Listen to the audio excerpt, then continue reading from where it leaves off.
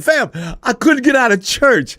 I was doing a sermon today and I couldn't get away, and I'm sorry I'm late. So praying for the Niners don't get injured.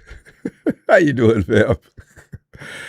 Hey, look at, meaning business from day one. Normally you have no business taking OTAs too seriously, especially the ones that are involuntary. The involuntary workout, usually some guys don't even show up.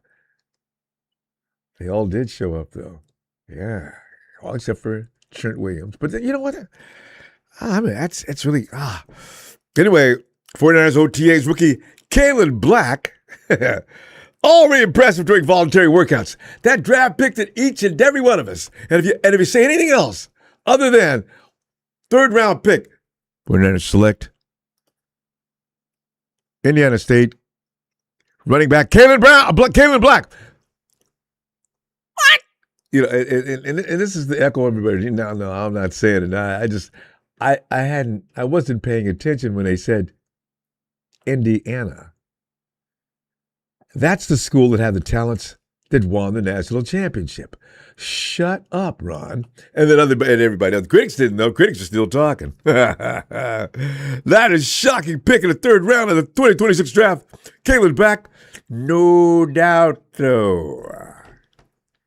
Fueled by loud-talking critics is apparently putting their disrespect to good use. Boy is motivated. Yeah. Really, it's not an exaggeration. I mean, because as I say, this time of season, you have no business taking everything too seriously. But still, that he's coming out there sparkling already. Granted, it's early, but Kaelon's name, and dude's name's been showing up in the news from day one. And a lot of it, well, some of it wasn't really positive. You know it's so funny because even, you know how the Rams, Shams, and other fans like to get on us about bullshit? They don't say anything about him. You notice that? It's very interesting, huh? Because they'll pick at any spot let me not get started on them. Okay. But his name's been showing up at Niners News from day one. There's addition to the roster, and it hasn't really stopped, making him a controversial player so far. Now, that means when he gets into the season, the spotlight is going to get turned up on him. And then that's when we're going to find out what he's really made of. In fact, whose name are you hearing more about between Black and De'Zhaun Stribling? It's pretty much become a dead heat recently, hasn't it? Stribling we're hearing about early on. Everybody's 49ers reach. Okay, you guys, everything that we got is a reach according to you anyway. So what is the difference? I mean, when we got him, but anyway. So tonight the phones for some back and forth on observations made during the two voluntary workouts. Anyway, I say youngsters like Black, Watkins, and yes, Pearsall. I don't know if you do, because I've always told people do it. Grant Cohn's the good and not so good. Grant has already dubbed Ricky Pearsall WR1. See, I've been telling you, I believed in that kid ever since that last year when we saw him against the Hawks. I said, you know what? Ricky Pearsall is, that's not your average ball player. And then he got hurt. The next week, I think he had a good game. He was tearing ass every week until he got hurt. But that's his problem. He gets hurt quickly and easily because there's no doubt about his talent. Damn it. Ricky, we got to keep you up somehow, man.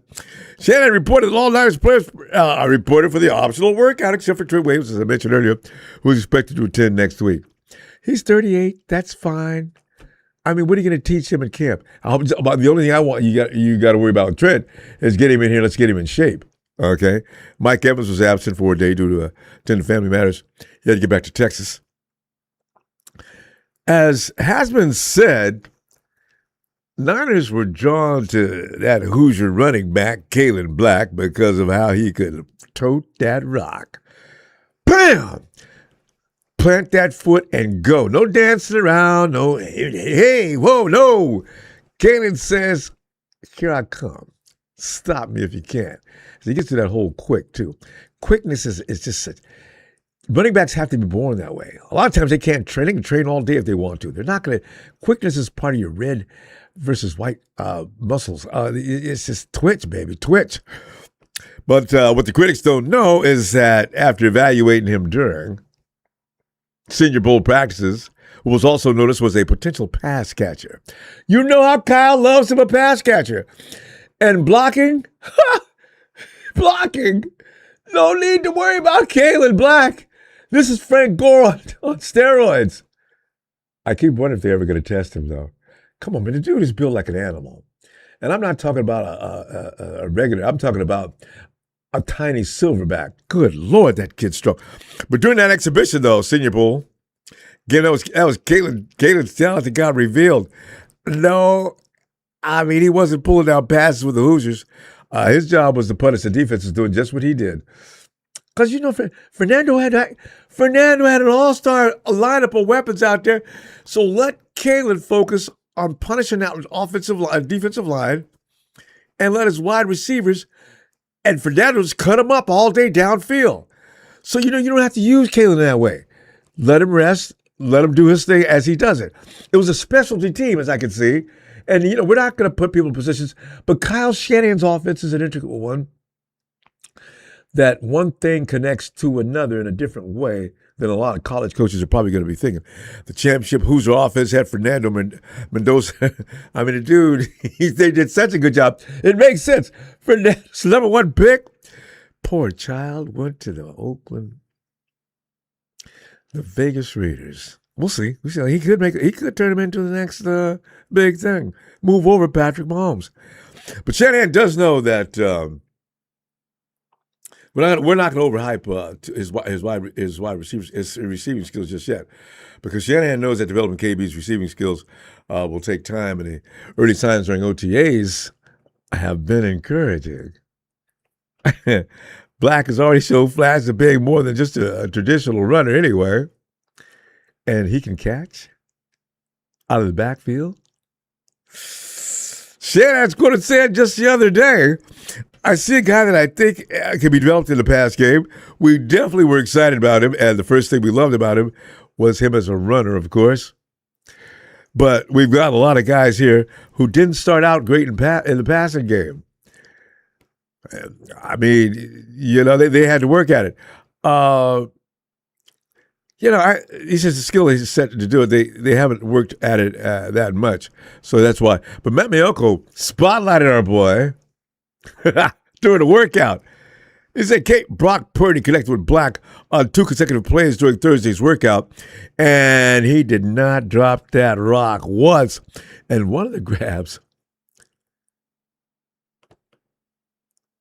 I mean, it was a highlight. The dude made a fingertip catch. I don't know if I've seen Kristen make fingertip catches. Get that boy out into open spaces. What do you think he's going to do to a linebacker? I can't hardly wait already. I want to see that speed on display. I already told you what my dream is, though. I've already seen 49ers all the way down about 4 yards out from the goal. Christian McCaffrey's brought the ball all the way down the field. He's got his hands on his knees. Kyle Shanahan's going to call Christian to the sideline. Here comes Kaelon Black. McCaffrey comes over and shakes his head. Kyle insists. Black's coming out on the field. Set. Ball snap.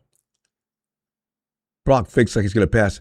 No! He gives it to Kaelon Black. Black goes through, and he was untouched.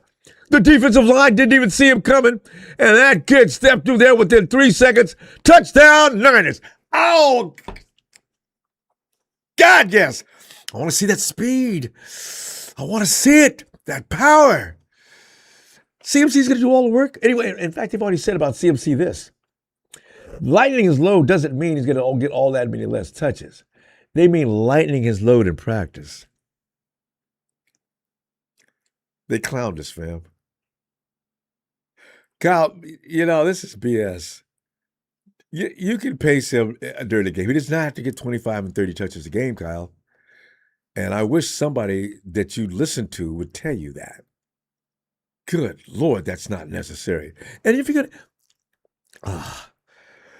But Janet didn't mention running backs like Jordan Mason and Elijah Mitchell, examples of players who improved significantly as receiving threats after they arrived in San Francisco. As he proudly stated, I thought those guys got a lot better, and I see Kaelon being the same way. He's got the skills to do it, just needs to work at it. And the way CMC's talking about this kid, he is real diligent. He's going to be he's got a hardcore work ethic. Okay, good. A lot of rookies come in that way, but they don't always sustain it. We'll see. So with OTAs underway, Black appears to be making an early impression as the 49ers evaluate that backfield depth heading into the 2026 NFL season. Remember, I don't know how many weeks into the season already said, Jordan James is already being seen now as the backup to CMC. If I'm Jordan James, what am I thinking if I'm Jordan James, right? They told me before the draft I'd probably be the guy. Then they went out and drafted this kid from Indiana, a national champion. And they're not going to make him sit down. So I got to go out there and beat him out. I mean, a football player knows he's going to be challenged for his job each and every year. They all know that. When teams get guys, with the exception of some, the first thing the management's going to do is see if they can find something to get better. Kyle Shanahan and John Lynch have gone down on record saying that a million times. If we see something we can get to improve our team, we're going to go for it. Well, then why don't you go get Myles Garrett? Anyway, Nick Bosa news. So hey, fam, Nick. Nick's is up pretty far along. I'm out on the field doing a lot of stuff, trying to just take it slow because I tend to push things quicker. And obviously I got injured pretty early last year, so there's plenty of time for me to really lay the groundwork to be ready for a long season. It's going really well, and I plan on being ready. See, because I said, let's not start the season against the Shams without Nick. I want to see Matt Stafford's D knocked into the dirt. I want, because the Shams, I want them wondering. And say things like, how was just week one, man? You guys getting all excited, man. You can't argue with the odds. We got this idiot on Twitter.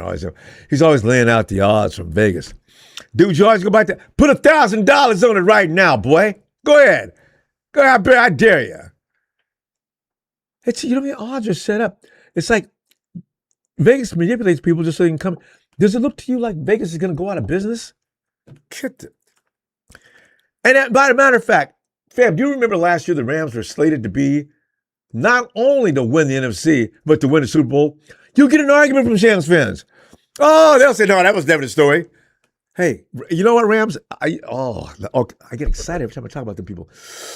Don't.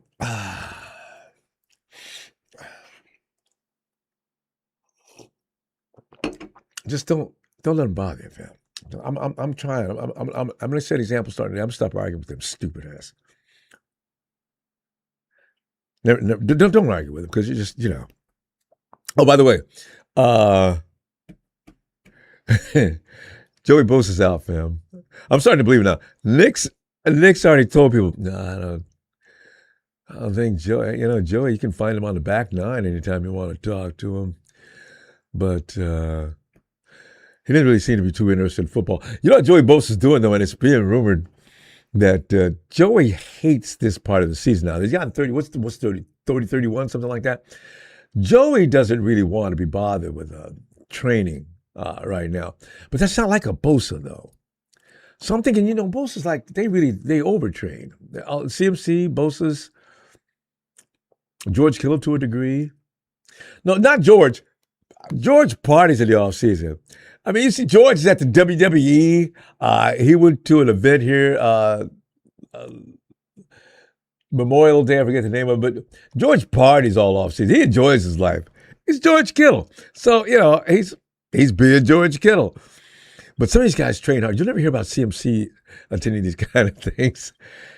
I could see CMC in the middle of the night, man, just doing crazy shit. I said, George, Christian, it's June.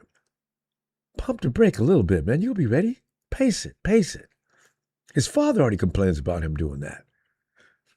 Anyway, Joey Bosa's out. I don't think so good. We're going to have him.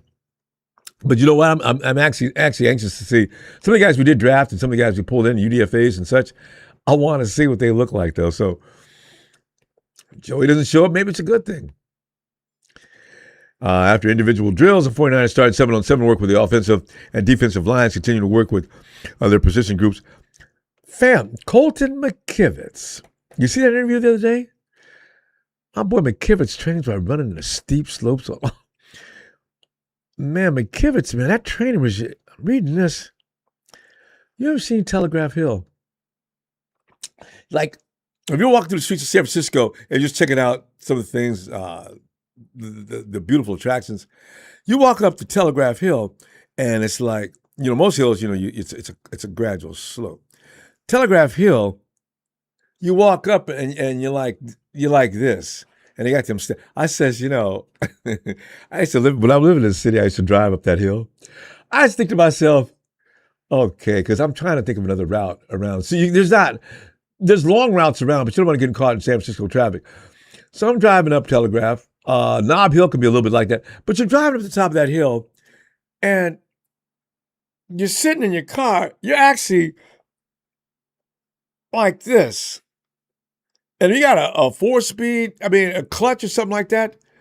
Then you're sitting there looking up. The blood is draining down into your leg. It's just ridiculous. And they put a stop sign at the top of the hill. I said, what the? And you know what? I believe there's some guy standing over in somewhere.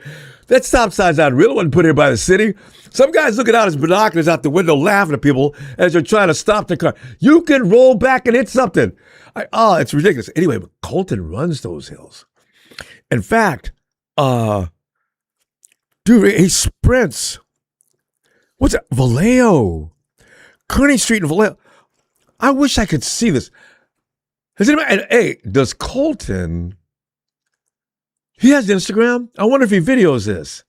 I want to see that. Fam, have you done bleacher workouts? Remember back in school? Coach, all right, guys, we're going to do bleachers today. Oh, Coach, no. Man, those bleachers, the stands are nothing compared to these streets in San Francisco. So I got all the respect in the world for Colton. He's also said, look for an improvement in the offensive line. He said, and Colton said, this is the best offensive line he's been on. And Colton, we got him in 2020. That's a lot of offensive lines. I'm going to take his word for it. Any guy that does what kind of workout he does, I'm gonna listen to him. Anyway. That's dedication like you can't measure, fam. Remember him? And I understand he does it regularly. Colton McKivitz, I ain't saying nothing else bad about that dude as long as he's with us.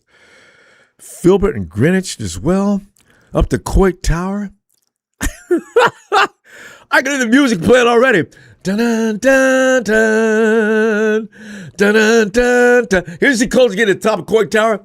Dun dun dun dun dun dun dun dun dun dun. Colton, you go, boy. I'm impressed, man. But Gibbons had a lot of encouraging things to say about the O-line, though, as I mentioned. So, you know what? We're going to see what happens. Adrian Martinez, after a quick pass to Jordan James, there's that name. Adrian connected with second-year wideout Jordan Watkins on a pass. Fam, hey, Watkins could be something this year. They said that play that they made, everybody and was watching woke the hell up. Remember that catch he made last year in preseason? Jordan Watkins can play, all right? A few plays later, Adrian found De'Zhaun Stribling in a tight window throw in the flat. Well, the team started 11-on-11 work, though. Yeah. Mrs. Pearsall's baby boy. On a crossing route, he had coverage. Demo was out there on him. He smoked Demo. Hey, but Wallen over in Seattle, he wants nothing to do with Ricky either. It's not about how good you are as a cornerback. It's what a badass Ricky Pearsall really is. Dima got all of this face after he hit me. Maybe I'm here embarrassing me like this, man. What the hell is wrong with you? Demo! Hey, Christian Rourke signing too, fam. Rourke's best pass of the day was similar to Purdy's. Deep pass towards the right side, hitting Jacob Cowing in stride with DB Jacob Robinson just a step behind, fam. Again, I refer to Grant. Grant's out there watching everything. He said Jacob Cowing is the best receiver in camp right now. I don't know why he said that. He didn't elaborate. He said Ricky's wide receiver 1, but Jacob Cowing is actually the best receiver in camp right now. I don't know what that means. God, I can't wait to see. Man. Niners finished out the day with a dozen 11-on-11 drills that included Purdy, connected with Juice and Christian Kirk on 2 separate occasions. And Cohen also says Kirk is the worst receiver in camp. Kirk showed his ability to be an effective slot receiver, catching passes from both Purdy and Watkins. I don't know what Grant's looking at or why he's saying these things, but I worry that some of the other guys are being politically correct. You're not saying a lot of bad things about the front. You know, Grant will never be tied to no policies like that. So that's why I trust him when he says these things to a large degree. I want to still see what these guys look up. We're not going to get back out there tomorrow for another workout. But fam, oh, by the way, you probably heard the news about BA. I guess GMs around the league just told him, look, guys, we're not, just to let you know, I speak for pretty much everybody, that contract's too big, that injury was pretty severe, and we're not sure about his attitude. We're not calling. We're not going to release BA a little sooner than we want him to. Because I know you, because we're both saying, man, let him just sit over there and just vegetate. Put his feet in a pot of dirt and let him grow. Because, man, God dang it, BA, what did you do? Hey, call in, fam. Pin number right there at the base of the screen. Get on in and talk some 49 football. Yeah. Because he's so smooth. Smooth. Come on in there, man. Because I'm so smooth. Yeah. and from the Sucker Free City. What up, player? Man, I'm telling you right family, now. Ty John, you always know what it is. Sucker Free City, Dub City, 415. Talk to your boy. What's happening, fam? Oh, man. Mrs. Black's baby boy's got me going, man. I'm telling you right now. I mean, because you don't want to get too excited, too hyped before the season started because they're coming in here. We got a bust. Right. But I'm loving this. Uh-huh. Oh, I can't wait till they put the pads on. Man, we got another 2 weeks. Yeah. Ronbo, man, I love you so much, brother. Man, you had me cracking up, man. When you talking about Knob Hill and Russian Hill and all that. Hey, man. Jesus. No, I just played ball back in the day. When I was going to Galileo High School, bro. Yeah. That's all I did. Run those hills, get my mom bike, go up those hills, put in the hardest gear, bro. Oh. I could feel every fucking muscle ligament in my legs and everything, man. Yeah. Oh. And having a stick shift, I wouldn't go up that hill, especially in the Volkswagen. You can forget it. God. You can forget it. Oh, it's crazy. I hope you got good insurance. Yeah, because you're going to roll back. Or and your brakes, you never know when they're going to go out. What are you going to, can you imagine rolling backwards? Oh, and all you be screaming at all. And you know where you're going? You're going right in the ocean. You're going right in the ocean. You're backing up right on. How embarrassing is that? Yeah. Hey, man, let's get to the football, man. I told you, bro, about Black. We're going to have the best backfield in the NFL. We have 3 capable running backs that can catch the ball out the backfield. You talking about check downs? Come on, bruh. Come on. Brock ain't gonna be able to wait till Sundays, man. Monday night, Thursday night, Saturday night football. Tell you. This is the best 49er team since the 80s, bruh. I'm serious. Ooh. This is the best team. And I'm saying it right now. I love it. We overstacked at defensive end, or we can't stop the run. We go smother the fucking run. I don't think a running back gonna have about 2 yards to carry, bro. We're not gonna get tired like last season. Yes, we got players that can rotate and stay fresh. That offensive line, they don't rotate. Offensive line stays in the game 60 minutes unless somebody get injured. Them motherfuckers gonna be tired. I know. I worry about that. They're gonna be holding. They're gonna be getting penalties. They're gonna be getting backed up. I see it. And these quarterbacks that can't scramble. If we can get to quarterbacks that can scramble, just think about the ones that's stationary. Dead man walking. What one to tell Matthew Stafford and Donald? We coming for you. Bad back and slow. One slow as fuck, and one got bad back. Come on. Matthew Stafford was mad because they drafted Ty Simpson. Simpson. You know what I'm saying? And Shanahan and them, they was laughing like a motherfucker. Good. He like that movie, bruh. Mental Society. Interrogation. You know you fucked up, right? You know you fucked up, right? You know? And smooth. The thing is, that's why they called Matthew in and gave him a $55 million. Come on, Matthew. You stay as long as you want to, million. man. 60 it's million. Up to 60? That's going to have repercussions. 60. Yeah. 60. Just to shut his crybaby ass up. They cry babies. They cry babies about not having the game in LA. Overseas. It's all good. And then drag us over. We got Mexico. We have to go to Mexico. I think our first 4 or 5 games is on the road. You know what, though? Then we got a one home game. We don't have to leave the Pacific. Ahead. I'm just saying we don't have to leave the West Coast. You know what? No. And they're going to spend a few days in Australia. Rams plan on flying in by the seat of the tail and come on in and play. They're going to get their ass handed to them. We not. See, they fail to realize we're not going anywhere, Ronbo. We're not going nowhere. We've been through everything a team can go through, from the bottom to the up, back to the bottom, back to the top. We're not going nowhere, bro. We know how to draft. We draft. See, thing about the Niners, we don't reach. They're talking about we reaching. We don't reach. We get players that fit Shanahan and the defense coordinator system. Yeah. We need dogs. Do you love to play the game? Fuck the money. The money go come. If you can ball out, the money's gonna come. You gonna get what you're worth. Just ball out. Play to your potential. That's it. We got all the players that play to their potential. They're hungry, bro. And I can't wait. I cannot wait. I think there'll be some players on offense go fake injuries just not to face us.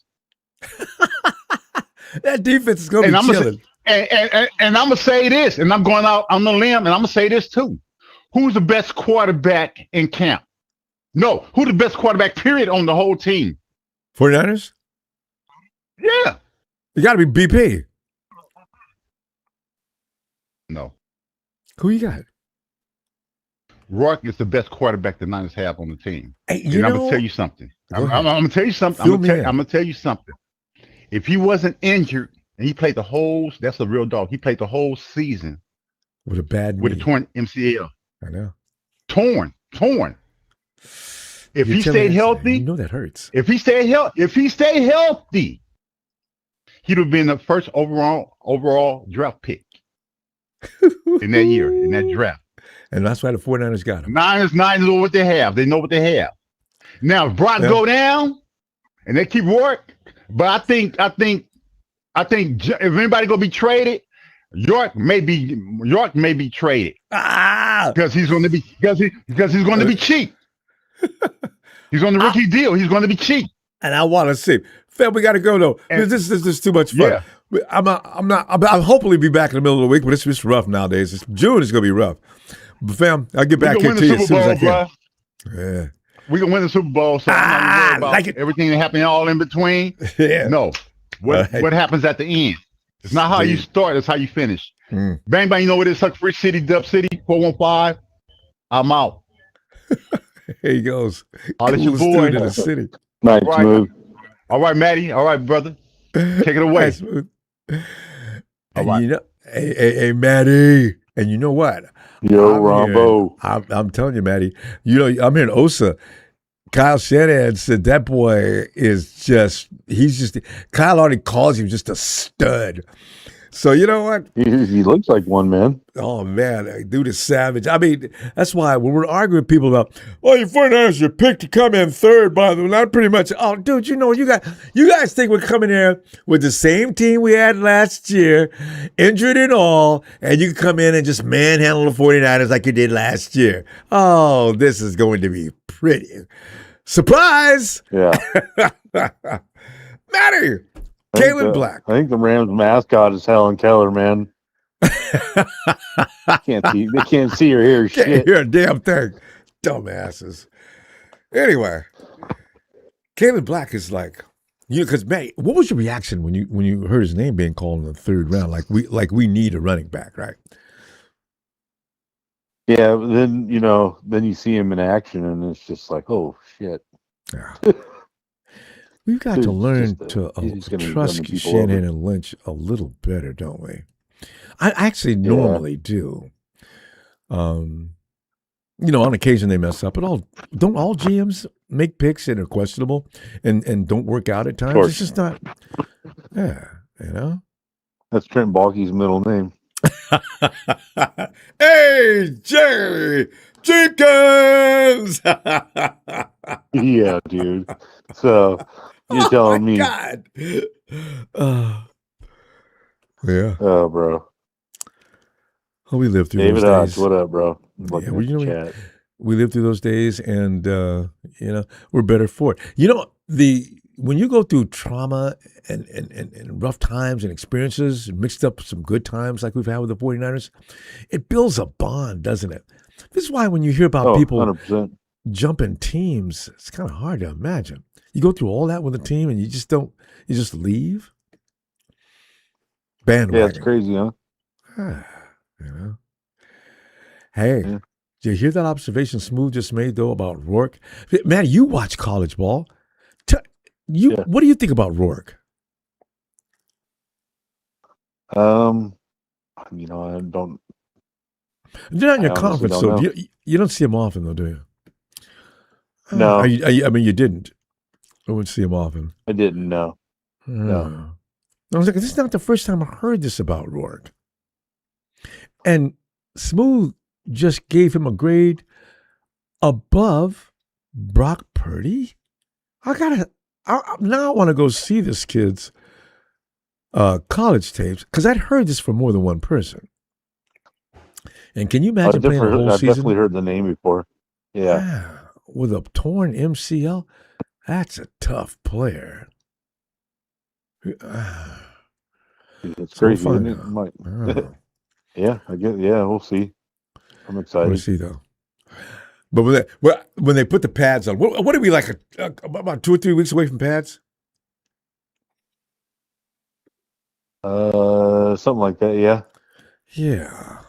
That's the day that everybody goes, that's all right, pads are on now. Because the offensive line's the offense is gonna be able to see. Let me go. When the pads are off, it's defense has an advantage, line wise, or is it the offensive line? Ooh. Because you're gonna hear, I don't know. You're gonna hear reports every day of the offense does. You're gonna hear every day the offense. You're gonna hear guys just tearing up offensively, and they're saying because offensive line can't use or defensive line. I forgot what it is, but anyway. And then when they put the pads on, things sort of like become a little different. So I want to change see things up a little bit. Yeah, because I want to see what Caleb looks like. Caleb. Yeah, no, I'm excited about that. Yeah, you kind of see things in a little different light when the pads come on. Yeah. Loud, blinding light. Bam! Bam! Yeah. That's what's so fun about being down on the field. That initial impact. Oh, I get such a rush out of that. Especially when a running back drops his shoulders. He makes contact with a would-be tackler. The dude, after hearing the crash, knocks the defender on his butt. He takes a feel. I love that so much. Woo! Never gets old, does it? No. It really doesn't. Oh, my goodness, man. We got a guy that can deliver those kind of shots now. And CMC's not bad at it either, but not to the magnitude I would figure this kid's going to do. This is what he does. He's built like, he's like a fire hydrant with legs because he's just a rock. 500 pound squat, 400-pound bench press? How tall is it? Is he 5'9", 5'10"? God dang. Let me see this. Yep. It's perfect, man. Just like Smooth said, and I was thinking it too. We're stacked. Yeah. Stacked all over the place. That defensive line. Use a little work at safety, but. Yeah. Yeah, you know what, though? And I'm trusting McKivitz. He has no reason to come out there and lie about what the offensive line is doing. I believe him. You know, because he's and he's never said that before. So you know what? Let's address this to Tony down under. Tony, Tony will not believe in our offensive line. Never really does. It's kind of just. It's all right, Tony. It's okay, bro. We love you anyways. Yeah, we do. Tony, and this year, Tony's got. We're gonna make him admit when he's appreciative of the offensive line. Give me some praise, Tony. Give me some praise. What did you see today? Brock Purdy in a clean pocket most of the time. How many yards did CMC get? Even the backup. How many yards did Kaelon get? Come on, Tony, give it up, man. God, yes. That would be fun. Yeah, exactly. Yep. No, I'm excited about that, man. I mean, I'm not excited about all the travel, but I mean, no. I have a feeling it's gonna. I just think it's funny that the Shams don't have a home game with the Niners. By design. It's hilarious. Cowards. That's what you get, man. That's what you get. Sacks of shit. Oh God, yes. I love it. Dude. We got a good season coming. Yeah. And unfortunately, though, I really would have liked that game. One of the most fun things about the season is going to Levi South and watching that camera pan across the stadium and all that red. And Shams, and I love that so much. And Shams fans saying things like, "Well, we in California, we're the biggest selling ticket in the state, attendance-wise." Yeah. Really? You know why, right? They still don't get it. On the 49er fans. And everybody else. We got to go, Matty. Yeah. I'll look for you later in the week, bro. All right, buddy. All right. Yeah, definitely, man. All right, buddy. Night, Matty. Have a great week, too. Night, bro. Yeah. Love you, bro. Love you back, fam. My boy, Matty. Sports Talk with Austin from Texas. What's up? The Cowboys defense early reports are heavily focused on the run defense, and I don't blame them if you want to win with all these great running backs in the NFC. Run defense is a must. Thanks, Austin, for that contribution. You know, fam, the league switches back and forth. For years, what have we been saying? This is a quarterback's league. It's a passing game all day. That's why you knew at some point the shift would go back to running backs and quality running backs. While they're out there setting up your team to do nothing but stop the pass, great pass rush, secondary is just really tough. But nobody can stop the damn run. So, here we go. The cycle continues. Aaron! Ronbo. Triple A, man, Kaelon Black is already laying down a foundation for what we can expect. I'm trusting the process because he's motivated. Because Aaron, have you ever been told that you couldn't handle something that you knew you could handle and you were dead set to prove people that everybody's a damn lie? This is him. What are you thinking? Yeah, I heard some good things about Kaelon Black. I heard he's a pretty good pass catcher as a running back. So catches with his hands, fingertip catches. What kind of running back does that? Maybe Garindo. Oh, because he used to be a pass catcher. I mean, a receiver anyway. But yeah, go ahead. yeah, but yeah, I think he's a better pass blocker than CFC. Isaac Garindo. Isaac Garindo. No, Yeah.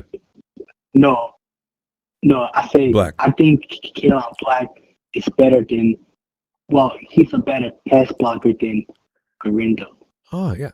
Hey, AAA. When you got that kind of power and strength, you welcome dudes trying to run through you. They're gonna find out.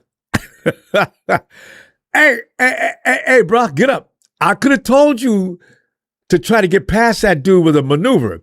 You ran right into him. You okay? Yeah. He's too strong, AAA. If you could throw 400 pounds around, you could throw a man that weighs 220, 230, 240, 250. You can knock him into the dirt as well. But go ahead. But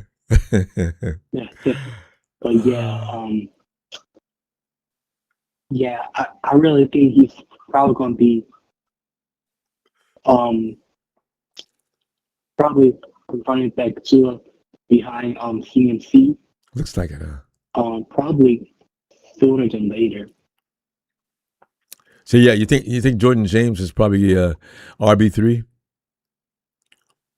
Yeah, and they'll, I don't know what's going to happen with Isaac Garindo. Yeah, Isaac's got a torn pec, and they're going to put him on the IR. You know how the 49ers do. When they don't want to necessarily get rid of a player, but they know that right now we need to put him on the shelf. Yeah, you could have a hangnail or something. The 49ers will put you on the IR at the beginning of the season, and that's it. You're not coming back. They got different categories of IR, but how many guys we see every year get put on the IR for the entire season? Watch Isaac get that treatment. And what's his third year? Yeah, third year. Yeah, so he ain't that old. So the 49ers will figure they're not hurting him any by putting him on there. But I would bet money on it. Isaac Garindo gets put on the IR for the season. Yeah, I think so too. And but yeah, I'm excited to see, especially with Jacob Calvin, like, last year he dealt with the injury. Yeah. But yeah, I think Jacob Calvin was supposed to have a big year last year, but He hurt with the injury stuff. So IR. Yeah. Seasonal IR. I mean, I know he has the talent, but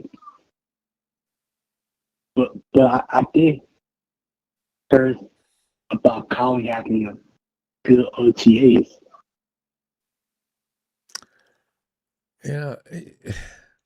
Jacobs, if he could be a return man, when he had a step on that dude, Jacob, I know he can play, but Evans is going to be on the field. He's the Z. Ricky's going to be on the field. All right. So between Watkins, he just got to stay healthy. Yeah, Watkins, Collins,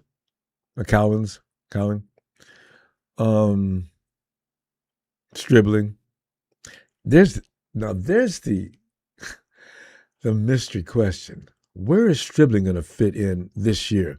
I got a feeling he gets buried on the depth chart right now, especially the beginning of the year, unless he gets forced into action by too many injuries or something.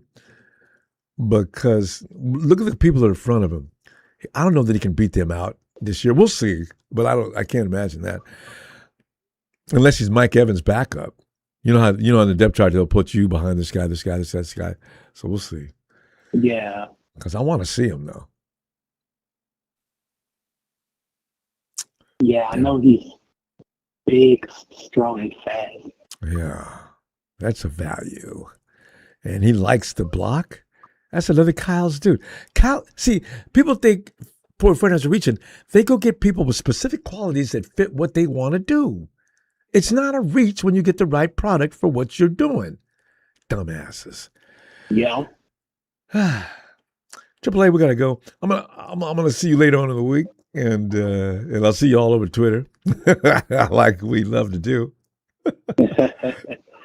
All right, Hey, Ronbo. have a great week, my man. Night, Triple A. You too. Good night. Night. Hey, and there's Anthony. Now, Anthony told me. Anthony, I want to thank you for yes, telling me sir. about Kaelon Black. Ronbo? Yes, I'm giving you credit for that day that you filled me in on Kaelon Black. Yeah, because I heard you come about some little leg. I said, Ronbo. That's it, no. He's shot, Ronbo, but the ball is stopped. That's not enough. There's got to be another word for Kaelon. That's more than just stout. That's insane. As I call him, altered states. Yeah, you right. You right. That boy something serious, Ronbo. And Ronbo, I'm gonna tell you who I want to see doing what's called preseason start. I want to see Curtis Rock. Hey, he He's is nice, a badass. Ronbo. He is a badass, huh? The quarterback, Curtis Rock. Yeah. Anybody seen him play has Ronbo, nothing bad to say about him. Ronbo, Mm. the boy, look, Ronbo. I like him because he's tough. He uses legs. And I like his size, Ronbo. 6'4". He can make a lot of throws too, Ronbo. 225. Come on, Curtis Rock. Yeah. Yeah, and he's what? I think he's about 6'4". He's 6'4", 220 25. pounds. Yeah. Yeah. So Brock get injured. Just watch him with mandatory minicamp card. You'll see, Ronbo. You know, Anthony, immediately controversial quarterback room. See, we had peace in the last 3 years, right? Well, you know, it's about time. Anyway. Anybody Ronbo, that boy played through a toy MCL, Ronbo. Yeah. That is Boy, impressive tough, and Ronbo. crazy. You know, he used to be the quarterback. He used to be throwing the ball to Omar Cooper. Ah, that's right. Before Fernando even, Mendoza was Mendoza on the team or on the backup, a freshman or what? I don't remember, but that's who used to be throwing the ball. I'm telling you, Ronbo, that boy is tough. I'm trying to tell you. Okay. Before Ronbo, I told you about our defense. I told our defense gonna be top 5. Oh, easily. 26. Yeah. Remember what I told you last year, folks. I say 2025. We putting everybody on notice. 2026, we're going to the Super Bowl. Did I tell you that? I do believe so. You remember when I told you that? Yeah, I because told you that. I actually started writing these down so I can hold people, give people credit for it later. Because when I first told you, I told you how many rookies we were gonna have on the team that gonna be starting. You said, "No, I don't think so, fam." I tried to tell you, I Ronbo. know, I be talking, don't even know what I'm talking. Because you know what? What I mean about Curtis Rourke, okay, we could get, somebody's going to get, quarterback's going to get hurt, during the season, right, Anthony? They're going to call the 49ers, hey. Yeah, you right. Yeah, you guys want to give up Mac Jones? What are you offering? You want that second round pick, right? Yeah, you got him. And now the table is set for 2027's controversial quarterback battle between Rourke and BP. You know who's gonna be the man this? Remember, you know who's gonna be the man two this year? Who? Keep your eye on Big Collins. Keep your eye on Big Collins. I already do. He didn't get off to a good start last year. He couldn't train at the beginning of the season. As the season went on, him and CJ West. Think about it, Rambo. Boy, CJ. We were still ranked number 5 before Michael told his what's called. That without Nick Bosa, without Fred Warner, we still ranked number 25. Isn't that amazing? Rambo, we got the best. Rambo, we got the best running back duo in the NFL right now. I promise you. Yeah. We got the best linebacker duo in the NFL. Rambo, I'm trying to tell you, we gonna eat. Rambo, our defense gonna be stingy this year, Rambo. A lot of people just don't know. And they're still sitting around thinking the same 49ers are gonna show up that played last year and let them just cakewalk us. Because we got some vendettas. Hey, Rambo. Rams. We got the Shams and the Hawks that get kick ass. They beat our ass so bad. Everybody be crying about how 49ers draft. Rambo, what I told you when I draft her, I said, Rambo, I love the players. I ain't like when they pick them up, but I love the players. Did I tell you that? Mm-hmm. Now everybody talking about Black. Did I tell you Black gonna be the man out there? Him and Jordan James and CMC. I'm trying to tell you. So Kyle already was looking for somebody that can. What about Curtis Rourke? CMC. We just got through talking about him. Yeah. Go ahead, Anthony. Look at his college record.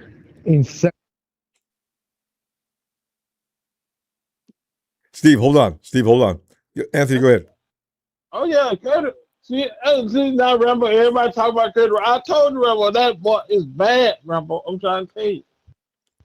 Yeah, I've not heard anybody once say bad things about Curtis Rourke. And a lot of people talk about him. Rambo. I tell you, Rambo, man, when I say throwing the ball across the middle, Rambo, the boy is good at it, Rambo. Oh yeah, you know how Kyle loves somebody who can hit that timing route. Oh, Rambo, Anthony? Kyle loves this boy, Rambo. I bet he does. BP. Oh, hey, we got to go. I'm gonna see you later in the week. All right. Always fun to talk to you. I appreciate you, Rambo. Appreciate you. All right. That Anthony. All right. Yeah, I was remember people who filled me in. I'm sitting there crying about pick up a running back in the 3rd round. What the hell were you thinking? And now I'm all over him. Anthony, oh man, give me some running back. Big Brick, otherwise known as Big Brick. BB. What up, Ronbo? How you doing? Oh, man, I'm loving this team, man, because, we came in last year with all kind of question marks. And 49ers, in your heart of hearts, we all knew that we might have been in a little bit of trouble. We still didn't embarrass ourselves. Still did 12-5. But now it's hard to shut up about this team. BB, what do you think about Kaelon Black, man? Because if you were like me, you were like having to take stomach medicine after that draft. We picked him up in the 3rd round. But now I've been enlightened. I mean, what are you thinking? Man, taking a running back in round 3 again, not until I swallowed easily. But again, after having time to, pass that through and get it out of my system and evaluate the situation. Yes. Kaelon Black's going to be a beast for us, man. Like, no, I don't know. As long as Kyle gets it out of his fucking head that CMC has to touch the ball a million times every game, we'll be all right. Yeah. I know he's saying he wants to lighten his workload, but that better not just be in practice like CMC was trying to say. I know, right? I see it where, if they use CMC as kind of more like a slot receiver, use him on screen passes, eye candy in motion, because the defense is going to follow him. Right. Then that opens things up for James to use the off tackles, the sweeps, the jet screens, all that good stuff. And then just use Kaelon Black to pound it down the middle. And you know that? Then why in the hell won't Kyle consider that? Because like you're saying, every DC in the NFL. All right. No, wait a minute. CMC's on the field too. I call timeout. Because the thing is, that's what it confuses DCs, and you could get roasted and you know it. Man, Yeah.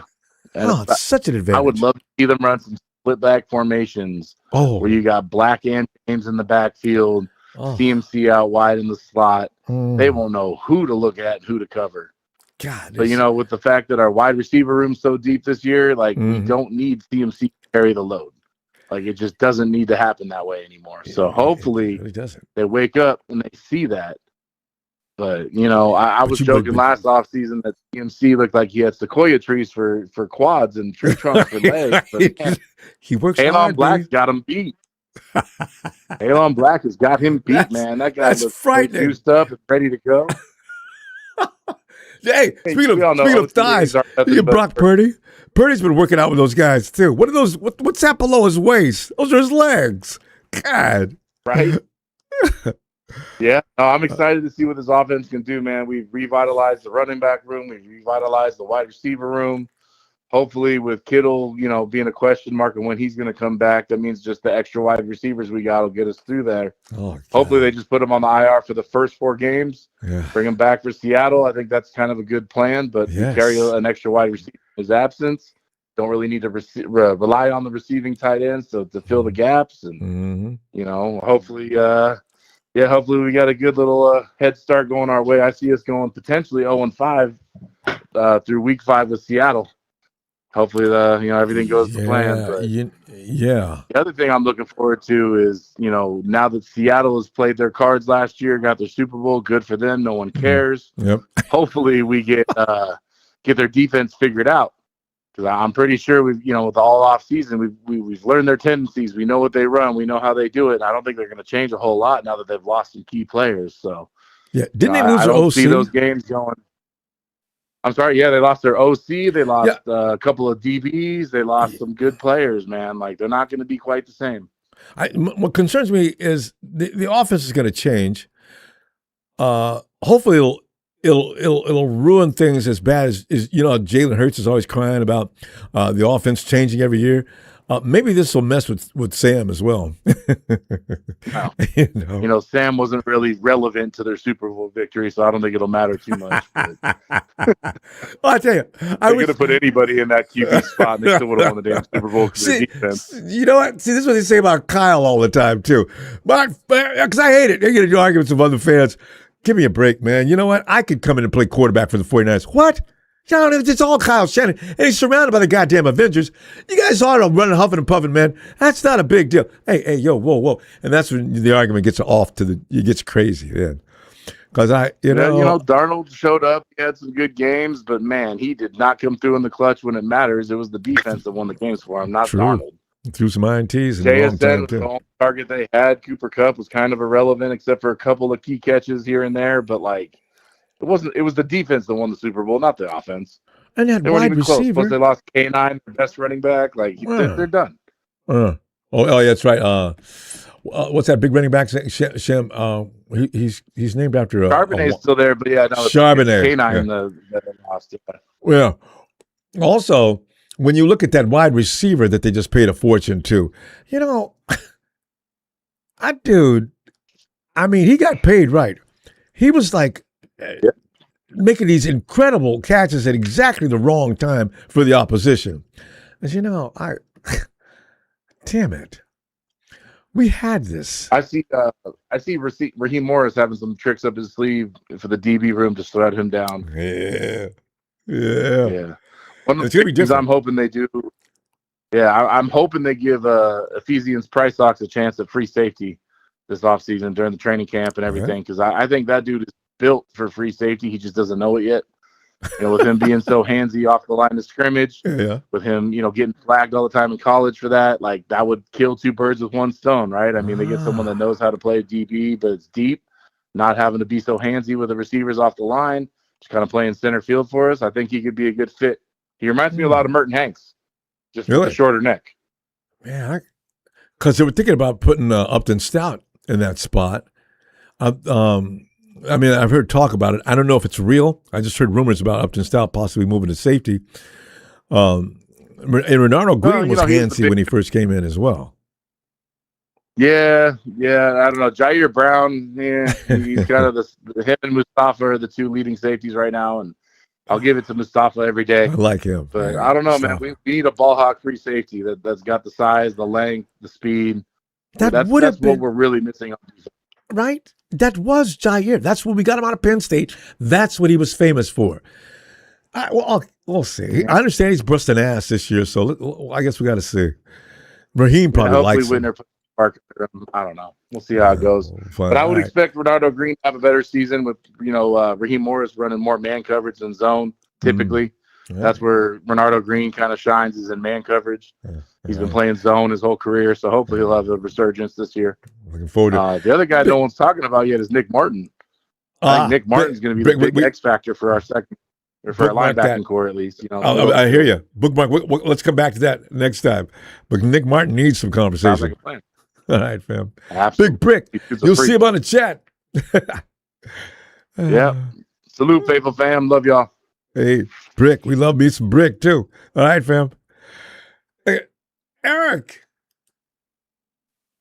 What's up? What's up, everybody? Eric, we just talking some ball, man. I tell you what, it's like as the heat of the summer starts to come on gradually, you start to get that feeling. You got those 3-day holiday weekends. Memorial Day coming up. First thing you know, it's Hall of Fame game. Next thing you know, the roster. Man, it's getting exciting. We should learn to appreciate this, Eric, because this all goes by so quickly. Because once you get to week 1, the season just melts. The first thing you know, Thanksgiving Day game's coming up, man. Oh, what are we going to do? Hey, we're involved this. I think the 49ers are playing Thanksgiving this year. I thought I remember. Fam, are the 49ers playing on Thanksgiving Day? Anyway, how about you guys, Eric? You guys playing on Thanksgiving Day? No, I think we got either Christmas Eve or Christmas Day. I know. The NFL has become shameless. The NBA used to own. The NBA says, okay, you guys got Thanksgiving. Christmas Day is us. All right. Let's just share the wealth. NFL says, no, we're the most popular sport in America. We're going to show up on Thanksgiving Day, and we're going to add to that list of games during the course of that day. And we're going to be out on Christmas Day as well. Did you say we have a game on Christmas Eve as well? Either Christmas Eve or Christmas Day, yeah. Okay. There's no respect for Jesus Christ anymore. I mean, you're not supposed to be playing football or basketball on his day. It's just ridiculous. Money, Eric. It's all about the millions and millions and millions and millions of dollars on those days when everybody's got time off. And it'd be great to go out and see a ball game. What are we going to charge for? We're going to charge premium prices on Thanksgiving and Christmas Day. It doubles. Eric. Okay, looks like we got the final game on Christmas. Oh, you guys in that game? Okay. And of course, it's LA. Yeah. And of course, it's LA. That is going to be a prime time. Boom! That's gonna be it. That is gonna be huge. And then we get them. I think the schedule makers made it very interesting towards the back end because we get them for that game, and then we get them week 18 down there. Oh, that's right. You finished the season with those clowns. Twice in my week. Yeah, twice in 3 weeks, yeah. I hope you sweep. Yep. And it's funny how things change. Now, Eric, your team I used to not appreciate because of Richard Sherman. Well, now, their fans have made me, I just detest that team. I want them to get knocked deep. I want Matthew Stafford knocked so down deep in the dirt they got to bring out a backhoe to get his ass out. I want to see Puka Nakua get into a fight on the field and they have to pull 3 guys off of him. I mean, I really don't like the Rams one little bit. You know what would be really nice? If not only Puka got involved in a fight, wouldn't it just be beautiful if he threw a punch and got thrown out of the game? Puka, and how many times have we seen that happen? The guy who starts the fight gets to walk back to his huddle. The guy who's sitting there screaming and his hands flying out and explaining what happened, the refs are pushing him back. You're out of here. You're out of here. And I've seen, how many times have we seen that? Oh, that pisses me off. I said, why don't they make a call from New York? Everybody's seen what happened except for the officials. That's wrong. You're throwing the wrong guy out. Oh, God, that's annoying. And we got to worry. Officials, we may get some backup officials this year at one course, and it's so bad that New York's already laid down some policy that they're going to back up calls. If they see calls that are just outrageously, egregiously bad, they're going to overrule. So it could be a mess. I don't know if maybe they're going to settle with the officials they have, which, by the way, aren't all that great. But maybe they're going to. But can you imagine what backup officials would be like? Oh my God! Oh my God, Eric, we will be very unhappy people. We're unhappy with the officiating now. We've seen nothing. We got a bunch of guys out there that don't do this regularly. Guys out there wearing glasses, you can see it. Oh, no. And I tell you, it would be really interesting if there's still a, replacement reps, especially the first game, Seattle games would just go in Seattle. Oh. If that happens, if there's bad calls, I don't even know what's going to happen in that game. Riots. Eric, we ran our clock. Yeah. Eric, I'm gonna see you later this week. Let's pray the replacement refs don't have to show up. have a great night, Eric. All right. Have a good night, everybody. Thanks, Eric. You will. Hey, Steven. What's up, Ronbo? What's on the topic for today? I heard you guys talking about Kaelon Black, talking about the running back room, talking about the linebacker room. Oh, we talked about, you know how we do. We start shotgunning after a while. Buckshot, we're everywhere. You mentioned Curtis Rourke. People, I've never heard anything but glowing reviews on Curtis Rourke. So, here's the thing. He played his last college season with a torn ACL and had phenomenal numbers still. But still. I thought it was ACL, but still. He played through it and finished his college season and went completely under the radar. Mind you, they were steamrolling teams in Indianapolis before Fernando Mendoza got under him. You never hear about Rourke now since Fernando got famous. He's really tall. Curtis Rourke is a really tall QB.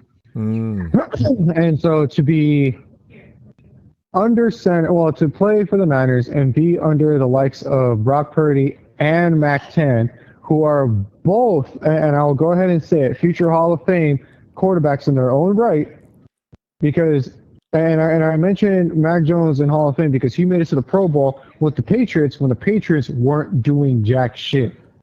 That's true. So that's insane.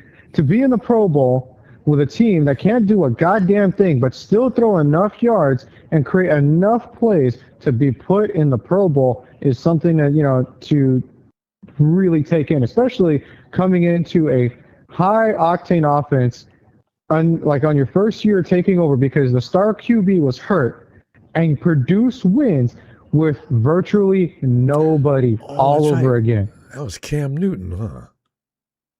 Mm-hmm. And I wasn't talking about Cam. I wasn't talking about the Patriots. I was jumping over to the Niners. I jumped over to the Niners. And when you have a star quarterback go down mid-season and you take over with very little amount of information on how to run the offense or the team offensively, and produce the wins that you did with practically a depleted offense and a non-existent offensive line, that's something that's the cherry on top. Because without him, Ronbo, without him, let's say we go back 2 years ago where we didn't have back 10, we wouldn't have that record that we had now. Yeah. It wouldn't happen. It wouldn't happen. We'd be having CMC or Kyle Juszczyk playing quarterback again. Hell no. Can you imagine? So, Curtis Rourke, it's two things I could see happening to him. Two outcomes. Mac Jones gets traded, Curtis Rourke takes it as QB2, or they build up Curtis Rourke, they trade him, and then they trade a pick or something and get someone else. Because I don't see the Niners keeping all three of these quarterbacks with how talented they truly are. No, you got to get something for one of them. Yeah, you got to get something for one of them. It's either, and God forbid, we trade Brock because of whatever stupid reason. But I will tell you right now, that quarterback room is probably the best it's ever going to look years to come. Yeah, and because if Rourke's all everybody says is, you're right, it's loaded. It's loaded from start to finish, from first string, second string, and third string. Brock goes down, cool. Mac 10 comes in. We already know what he's capable of doing, and we know the cannon he's got to launch that ball basically from downfield, from the first 4 yards of the field. He can launch it, man. And then him having Mike Evans, who's an elite wide receiver. We have Stribling, who's quick on his feet and can run routes. We got Ricky P. Oh, and I remember you were talking. You guys were talking about the wide receiver room. No, Mike Evans is starting. That's bar none. Christian Kirk might be wide receiver 3 or wide receiver 2, but I can tell you right now, Ricky Pearsall and Stribling are definitely going to get more of the snaps. And then you also have Jacob Cowling. Going to the running back room, Isaac Guerrero. We're probably never going to see him again. That's it. He's not going to be a kick returner. He's not going to be anything. Next year, Isaac Guerrero. I don't know, man. He's going to be on the Hey, Stephen, I guarantee you, I'm making bets now. Isaac Guerrero goes on the IR for the season. He's got that torn pec, and they don't want to get rid of him, but because or else they put him up for waivers, but they're not. He's going to go on the IR for this season. I don't know, man. I see it just saying goodbye because look at the running back room we have now. We got a bunch of running backs. We've got Christian McCaffrey. We've got Stribling. We got Jordan James. We've got who else? Isaac Guerrero's in there. Did you put Isaac in the running back room? Damn. Oh yeah, he's in the running back. Oh yeah. Yeah. So, no, you put Stribling. I thought you put him in the wide receiver room from the names you were giving me. No, Isaac is something that Kyle likes. Isaac probably. That's why he doesn't want to get rid of him because of his speed. Here's the thing. He's not bad. He's not bad, but there's something about him that is not allowing him to take those reps. And I'll go ahead and eliminate this right now. We can let's eliminate Christian McCaffrey from the book. Let's say Christian McCaffrey goes down with an ankle sprain or something. Oh, don't. I can tell you right now, Kyle's going to look at Jordan James before he looks at Guerrero. Why? I don't know. Or he's going to look at Kaelon Black. He's going to look at Kaelon Black first before Guerrero is even a thought. We got Jacob Cowling, and apparently he's having a great OTA, but that doesn't mean shit. That doesn't mean a damn thing because it's like, you had a great OTA last year, the year before, and then you did great in college, but you had one snap all season last year. If I'm not mistaken, he played one game. Yeah. Yep. So I'm like, bro, you can't even do a punt return because you can't be trusted to not kill yourself on the field. Yeah. But that's besides the point, man. Go ahead and call it right now. We're going to see a big blockbuster trade. Myles Garrett's on the trading block again. Steven, don't start dreaming. No, George Kittle. George Kittle's trying to get him to come over, Ronbo. I don't know who the Niners are thinking about trading, but we got the money, we've got the picks, and we've got the players. Let's all get together in prayer for that next show, okay? Because we got to go now. Hey, yeah, I'd love to see if they manage to rob Cleveland like they did Carolina and Washington for the players that we got. Shit. All right, Steve. Oh man, we could dream. I'll see you later in the week. Okay. I'll see you later in the week, Ronbo. You have a great night. You too, my man. All right. Hey, Steven. Talking about Myles Garrett. I bet you Austin probably like to have Myles Garrett. I'm trying. Is there any team in the NFL that would want to get Myles Garrett? Listen here, Ronbo. I mean, if we get Myles Garrett, good buddy, old pal, old friend, Ronbo, typically I'm the nice Cowboys guy, but I might have a bragging party that day. Oh, you'd have every right to. Because Myles Garrett is like, I'm trying to think of an edge rusher in the last 10 years that's more vicious, more efficient, more completely capable of taking over a game than Myles Garrett. And if a Rams fan says, Aaron Donald, shut up. Just shut that. No, he wasn't. If the thing about the Shams, they're always trying to tell you that Aaron Donald is the greatest of all time. They didn't. I said, no, he's not. LT would outplay Aaron all day. So get out of here with that. But go ahead. I was just going to say, Rob, on that topic, and then I'll give you some Cowboy updates from what I've learned. Because I think you'll find it very intriguing. Aaron Donald's a great defensive player. And I don't want any Rams fans to take that out of perspective. He's arguably one of the 100 best players we've ever seen. He's in mine or Ronbo. Yeah. Yes. But to say he's better than Lawrence Taylor, no. Now we're getting in that gray area. But that's another topic for another show. We could be here all night with that. Yeah. And we would argue with Rams fans. We'd be having breakfast and still talking about that. No. But as far as the early goes on the Cowboys, Ronbo, our new defensive coordinator, Christian Parker, today spoke to the media for a little bit, and he is very excited about the linebacking core and the defensive line, and he's very excited about having Caleb Downs in camp. And he said we're going to fix the run D in Dallas, because he said, I've sat back and watched it from afar as a fan, as a spectator, and he said, I know it's not up to par, and it's my job to fix it. So he's giving us hope, Ronbo, and I hope we can fix it, because I'm tired of running backs running all up and down the field and us having to score 45 points every game to stay alive. I'm getting tired of that, so I hope we can fix it. Also, it's a natural. This is the evolve. We do this. Remember when we were running backs were like the player that you had a good running back in order for your offense to work, you got to run the ball before you can throw it. And then all of a sudden, it became a passing league. Okay, so now teams have set their teams up. So you've got a vicious pass rush. Most teams have a vicious pass rush, or they try to build one. But nobody's really worried about stopping the run. And so now in the last 5 or 6 years, it's starting to show for teams that have been building from the last generation to make sure that you can stop, kill that quarterback, make sure that secondary is tough, and win games. Now, look at all the premier running backs now. They're all over the league. And Ronbo, and here's the thing too. And it's just like over the last, like you said, 5 years, it's prime example. Seattle won the Super Bowl because they had a great defense, could stop the run and get to the quarterback. The Chiefs had a great defense, could stop the run, and was able to get to the quarterback when they needed to. Yep. That's the consistency winning of it, and it's just like I hope we could fix that. And like you said, Ronbo, and I hope, like for you all, you get your defensive line healthy, because I know when your defensive line in Nederland is healthy, it's vicious, it's terrifying, and it scares me, Ronbo. It gives me nightmares at night. We got some good coaching. We don't always have the right personnel, but it's the run. And that year we drafted Nick Bosa. Nick Bosa was drafted because of the pass rush was already suffering.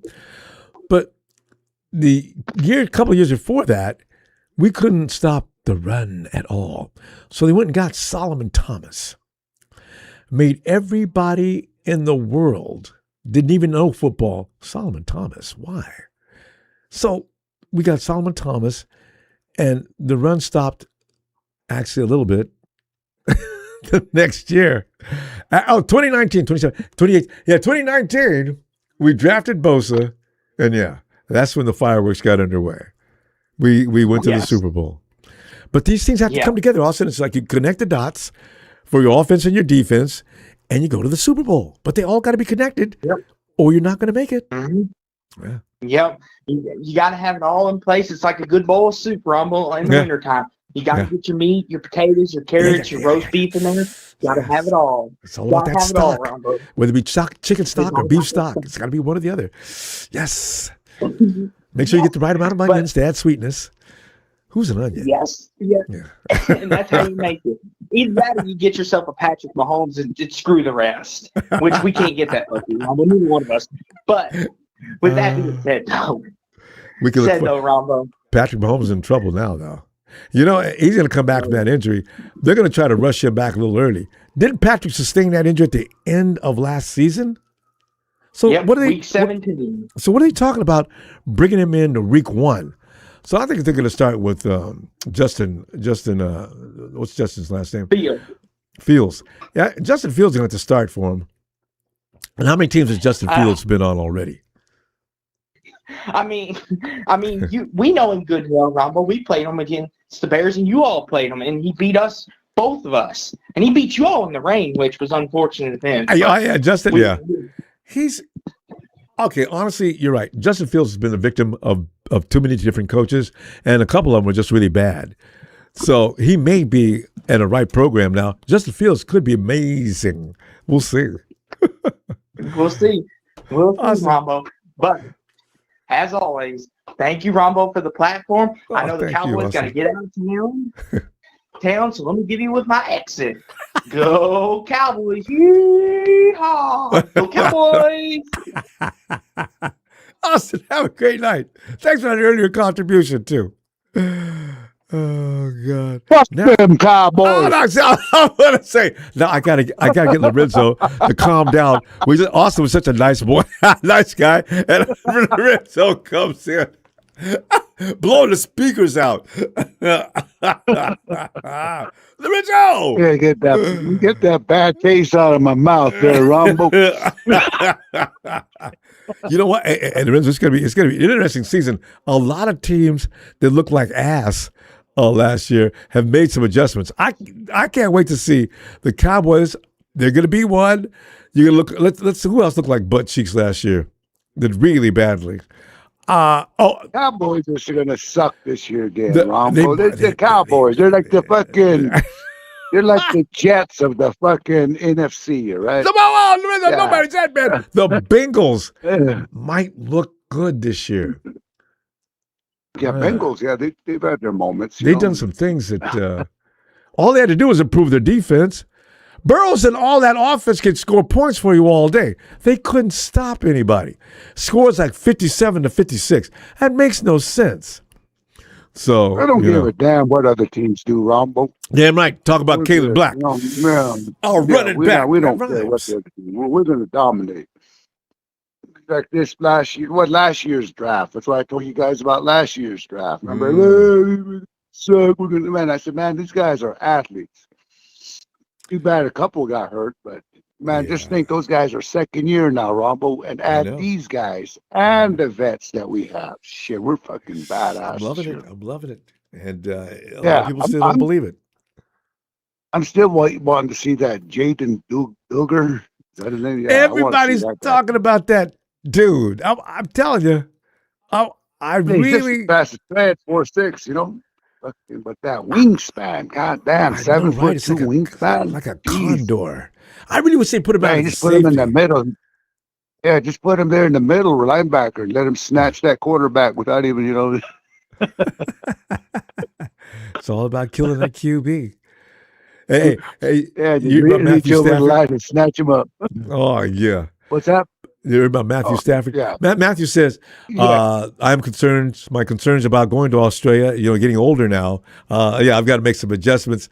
That may be a little, I'm laughing because I say, see, Shams fans always talking about, you guys got Brock Purdy, man. We got Matt Stafford. Why do you think we got this? Hey, Stafford's damn near 40 years old. You guys got a window that's open for 2 years. That's it. We'll give him till 40. I got a whole decade with BP. So, Yeah, if that. They got maybe a year. I don't even think they got this year. You know, because if he gets beat up again I this mean, year, because Seahawks and us are better than them. You know, so. but Vegas says they're going to the Super Bowl and they're going to win it. The Rams? Yeah. Vegas has been running that line ever since the season ended. I know, right? Yeah. Why, Vegas? Manipulating idiots. Yeah, what do they say about the Cowboys, too? Oh, the Cowboys are going to do it this year. How many years now? 30 fucking years. No, I can't remember last time they said the Cowboys go win, though. The Super Bowl. I think that last year, Ronbo. You remember I was laughing. Yeah, they're always talking shit about it. Every year. Every Cowboy fans. year. Maybe, but not Vegas. If they just know their place, we'd be all right. You know, people would hate them so much, you know. See, the Cowboys, some of the rage that we used to go through years ago, it watered down for me. I don't really feel it like I was always mad. I was more mad, and you know how I feel about the Shams. I was twice as pissed with the Cowboys. Yeah, Rams are just they're up and coming in to be hated. Yeah, I guess Cowboys. You just kind of feel like a bully now. Talking shit to them. Yeah, I know. That's what I'm saying. I don't feel anything in it. The Hawks just recently came back into the picture. I wasn't feeling nothing about them for the last 4 or 5 years either. See, but there's always that team. But we were hurt. But we're gonna dominate again. Nobody's gonna. We're good. We are freaking good. Sure, but every team has got the freaking tools every year. Think about it. These guys are the top in the world. Yeah. It's the coaching that we have. We got the better coaches. As much as you want to know Shanahan, that is, I mean, you can't be in there year in and year out if you got shitty coaches. Right. And people talk about the drafting. Why do people do that, Lorenzo? If they're so bad at the drafting, why do we stay in contention? And it is partly because of the coaching too. But well, you figured the Jets and the Raiders would be on top of the league if it was up to the draft, to pick number one or Cleveland. Year, Cleveland, Look at Cleveland's team and all the first round picks. Except for how many guys do they have that aren't first round picks for years? Yeah, Remember we sent them out to draft. Not even first round. We're talking top 5 picks. Yes. And sometimes 2 and 3 in the first round. The Cleveland Browns used to make me so mad every year when Harbaugh and everybody was here, and they're getting their ass handed to them every year. The Cleveland Browns have traded for blah, blah, blah. Cleveland Browns will have 3 first-round picks this year, 4 in the second round, 3 more in the third. Yeah. Jesus Christ, Cleveland, own the draft. Trash all those careers, too. Yeah, I know, right? Poor guys. That is so strange. And they're still getting beat up. Yeah, so they're not worth the shit. I think we're good. I like to see that Black run, Kaelon Black. I'm excited to see all of them. But they've got to beat out the guy in front of them, which is even more exciting, Yeah, Jordan James is one of those guys we're cut out for him now. Kaelon's getting all the love. Yeah, I think Kaelon, you can't beat that. Yeah, I know. I like having that competition. Fam, I'm gonna see you later in the week, and we gotta. Well, Uncle, how do you feel about the Cowboys? Fuck those guys, man. Fuck them. Austin, everybody but you. Bang, bang. Everybody. All right, Austin, we'll cut you a little slack. Austin's cool. Coolest Cowboy fan I think I've met in a long time too. All right, Lorenzo. Yeah. I'll see you later in the week. All right, fam. bang, bang. Have a good night. Have a good week, everybody. Yes. Hey, Lorenzo. Hey, Chardall coming in. Is that Chardall? Hey, what's Chardall, go ahead, man. Come on in. Hey, what's up? Hey, Ronbo, I really love your YouTube channel. You make some great content videos on the platform. Oh, thanks, Chardall. And you do, we're gonna get with you soon. I gotta find time in my ridiculous schedule. Chardall, we're talking about Kaelon Black. I'm sorry, go ahead. So the 2026 San Francisco 49ers regular season schedule is set, featuring a unique international opener and a series of challenging matchups against established contenders. So they open up the season on September 10th against the LA Rams from the Melbourne Cricket Ground in Australia. In week 2, they face off against the Miami Dolphins from Levi's. Week 3, they play Arizona at Levi's. Week 4, October 4th, Denver Broncos at Levi's. October 5th, they play the Seattle Seahawks at Lumen Field. October 6th, they play So, through the first, when analyzing the 2026 schedule, through the first 6 games, what do you think the 49ers are gonna what's their record gonna be throughout the first 6 games between the Rams, Dolphins, between the LA Rams, the Dolphins, the Cardinals, the Broncos, the Seahawks, and the Commanders? I see a possibility of losing either to the Hawks or the Denver team, Broncos, but I don't see losing to both. So 5-1. So now let's go through the rest. So October 25th at Atlanta, November 8th at Las Vegas, November 15th at the Cowboys, November 22nd against Minnesota, and November 29th, week 12 against Seattle. Hey, did you say November 29th? That's after Thanksgiving, isn't it? Yeah. What week are we in? So we end in week 18 against I just wondered which week you ended on. Week 18 we play in week 18 on the 10th of January we play the Arizona Cardinals at State Farm Stadium. They gave us a break this year playing the Cardinals. Usually we end the season with either the Hawks or the Shams. Yeah. So good. But that game may not mean anything. And Chardol, we're going to end up playing our second string. Why? Because we've got the number 1 seed with a gap. I've been a San Francisco 49ers fan all my life.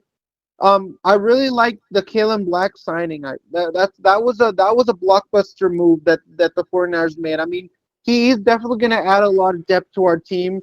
I'll have to see how he's going to perform in the season. But yeah, that was a good decision to go with him in the draft. I mean, what were your thoughts? Like when you heard about them drafting Kaelon Black, were you pretty excited when you heard about the name being called? Were you like, this is like we got it, we got a star in the making?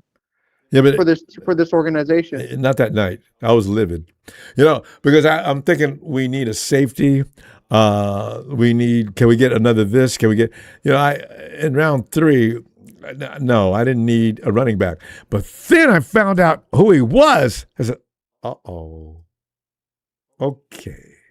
I stand corrected. I'll wait. I won't. If I'm going to get mad, I'll wait to get mad. I'm not mad. I'm okay. I like it. And now that I see him, I love this kid. We're going to find out. Yeah. So, yeah. I'm a Kaelon Black fan. The San Francisco 49ers are playing the Washington Commanders on the 19th. Yeah. One day after my birthday.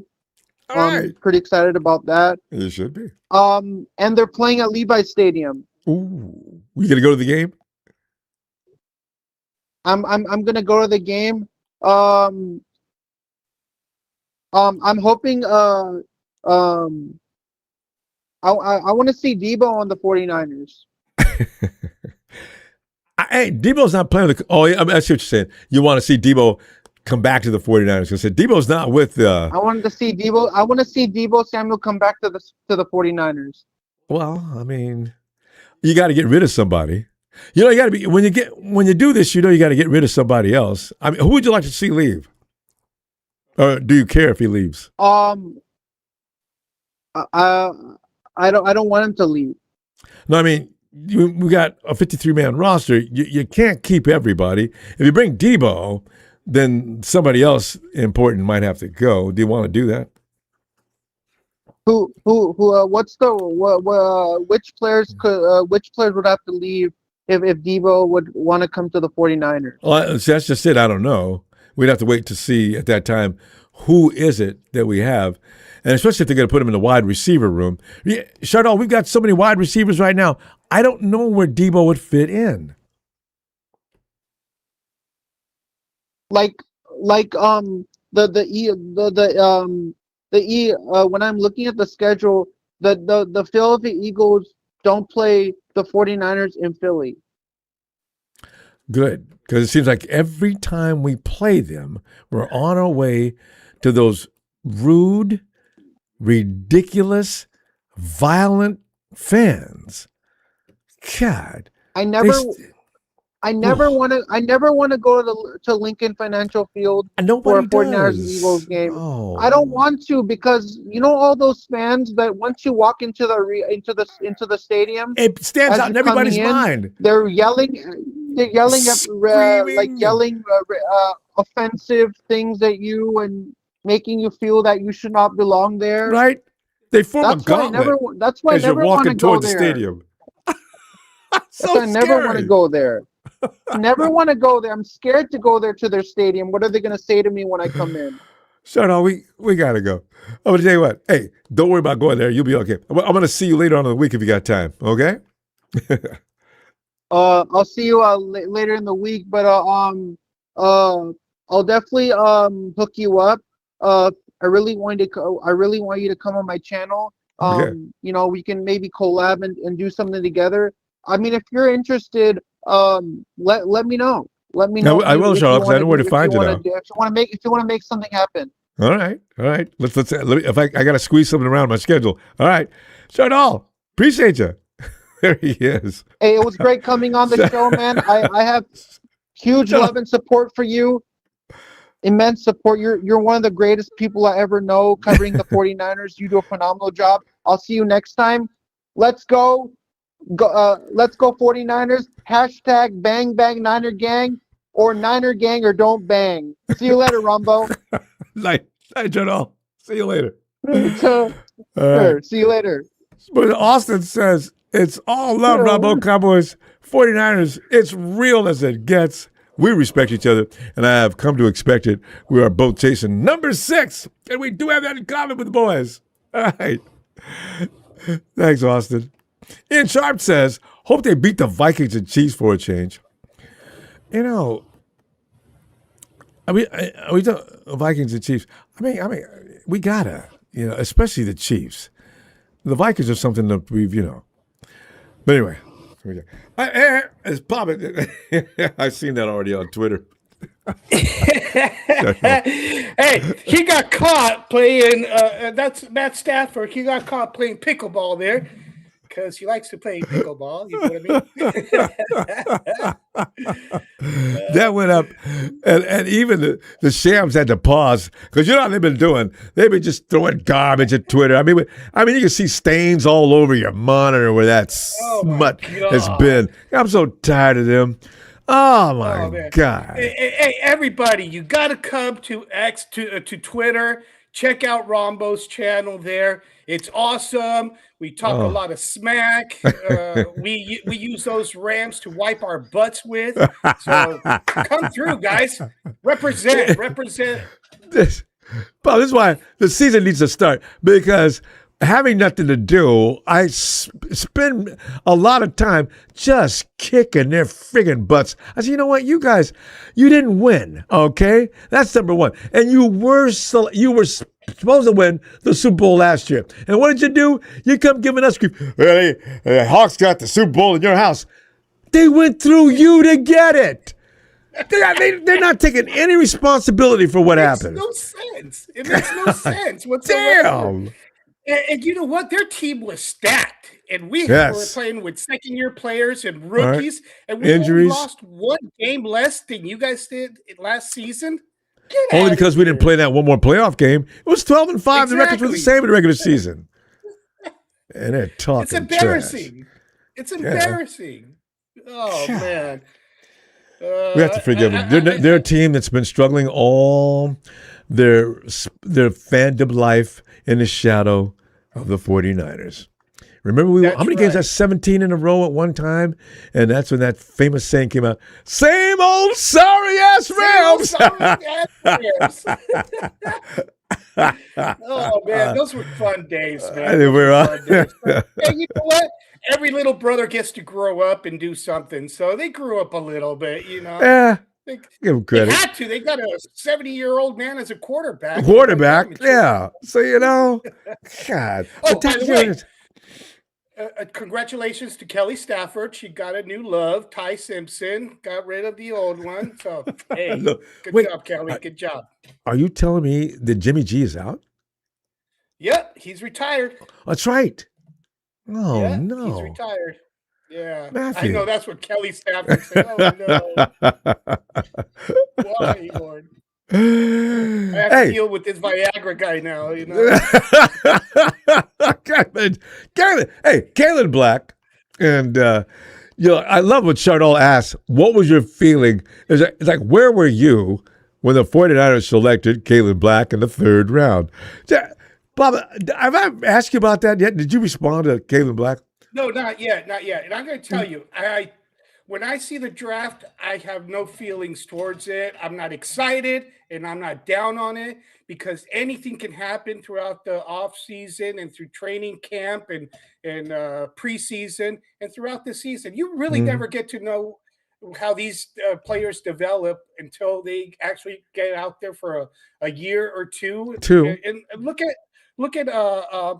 Winters, D. Winters. He didn't do that great for the first 2 years, and then he balled out last year.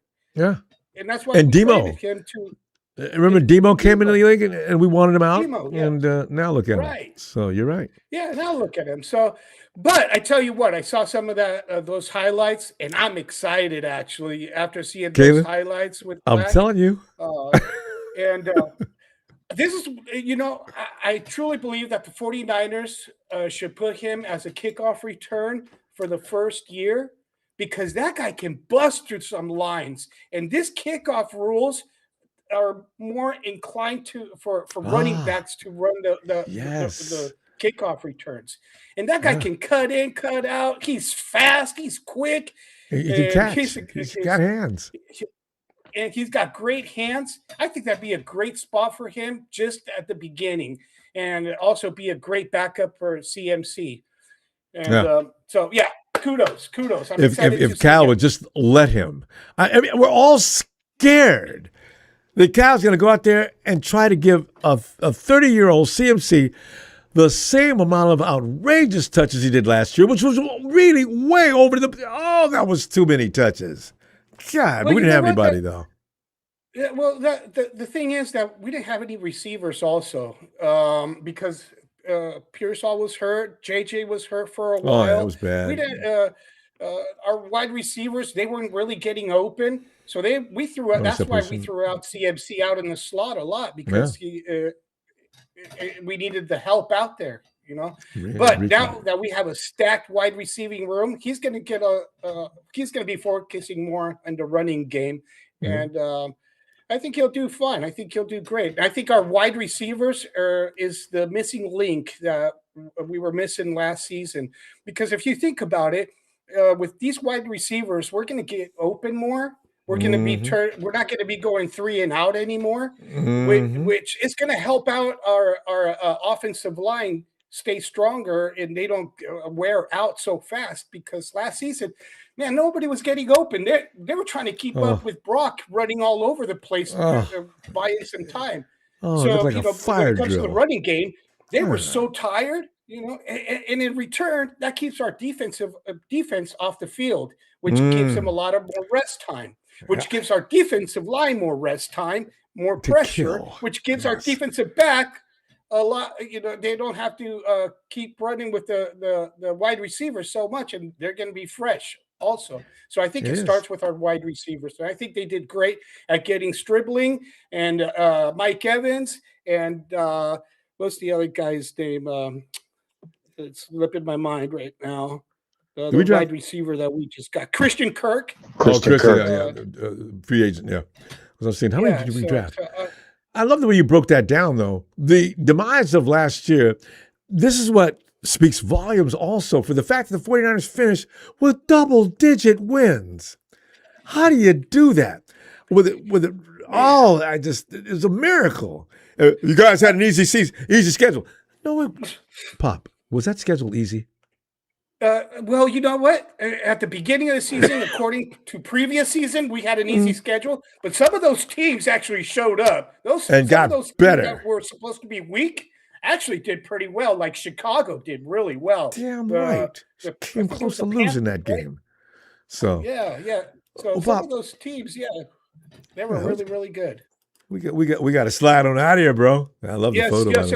Hey, really quick. I've been working on this, and if you know that guy that comes in and says Detroit versus everybody, you know that Donnie Burr. Know his name. Don Burr. Yes. I've been practicing his voice, and if you close your eyes, okay, I'm gonna close it. Detroit against everybody. Don't I sound like him? Detroit against everybody. I sound exactly like him. I can't tell the difference. Pop, that's just mean. Much love. Much love back at you. God bless you. God bless everybody. And let's have a great season. Please. And I'll see you soon.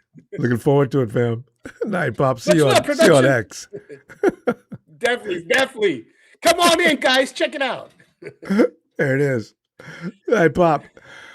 Good night, man. God. Donnie Burr. Donnie Burr didn't come in tonight. I wonder what happened. They don't even have. Hey, yo, Alice. They don't have a hockey's over. That's it. They got a baseball team. I guess that's it. Ronbo, it's Chardall again. Is it? No, it's I thought that was you clowning Chardall. Yes! Chardall's he's cool. No, Chardall cool. He's cool. Shout out Chardall. Yeah, I was working on my Chardall impersonation, and I said, "Shit, I might as well try to." No.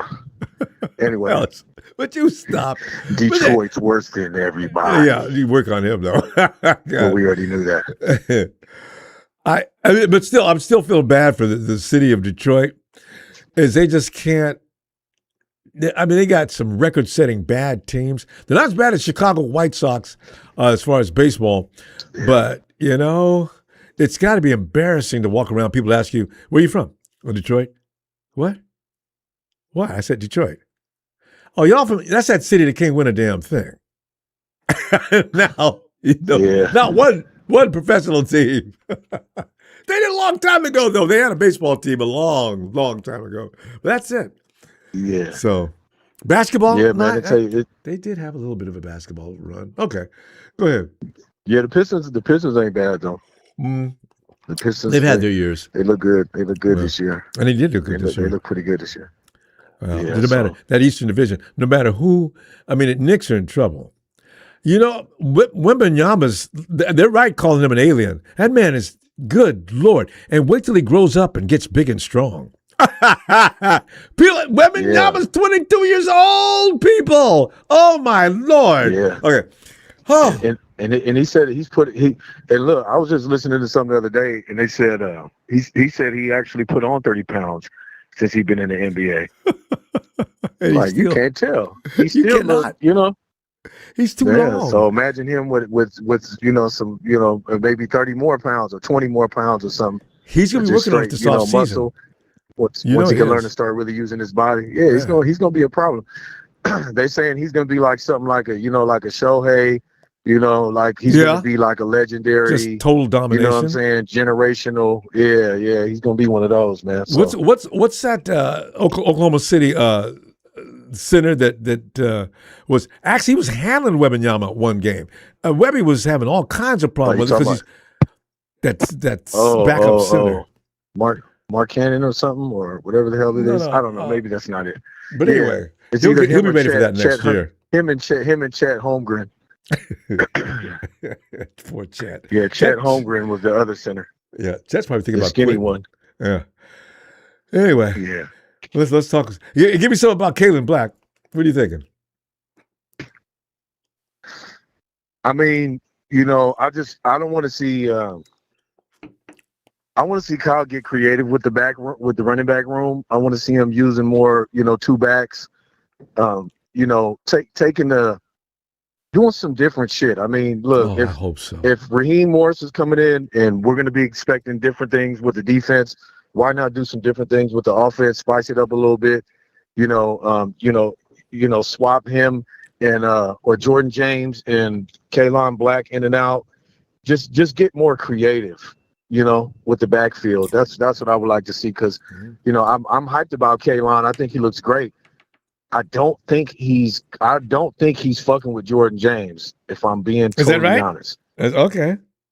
That's just my take from it, because I know he's not faster than Jordan James, and seeing how elusive Jordan James was in between the tackles when he was running in the Seattle game, how fast and how decisive he was in between, you know, the lanes and stuff like that.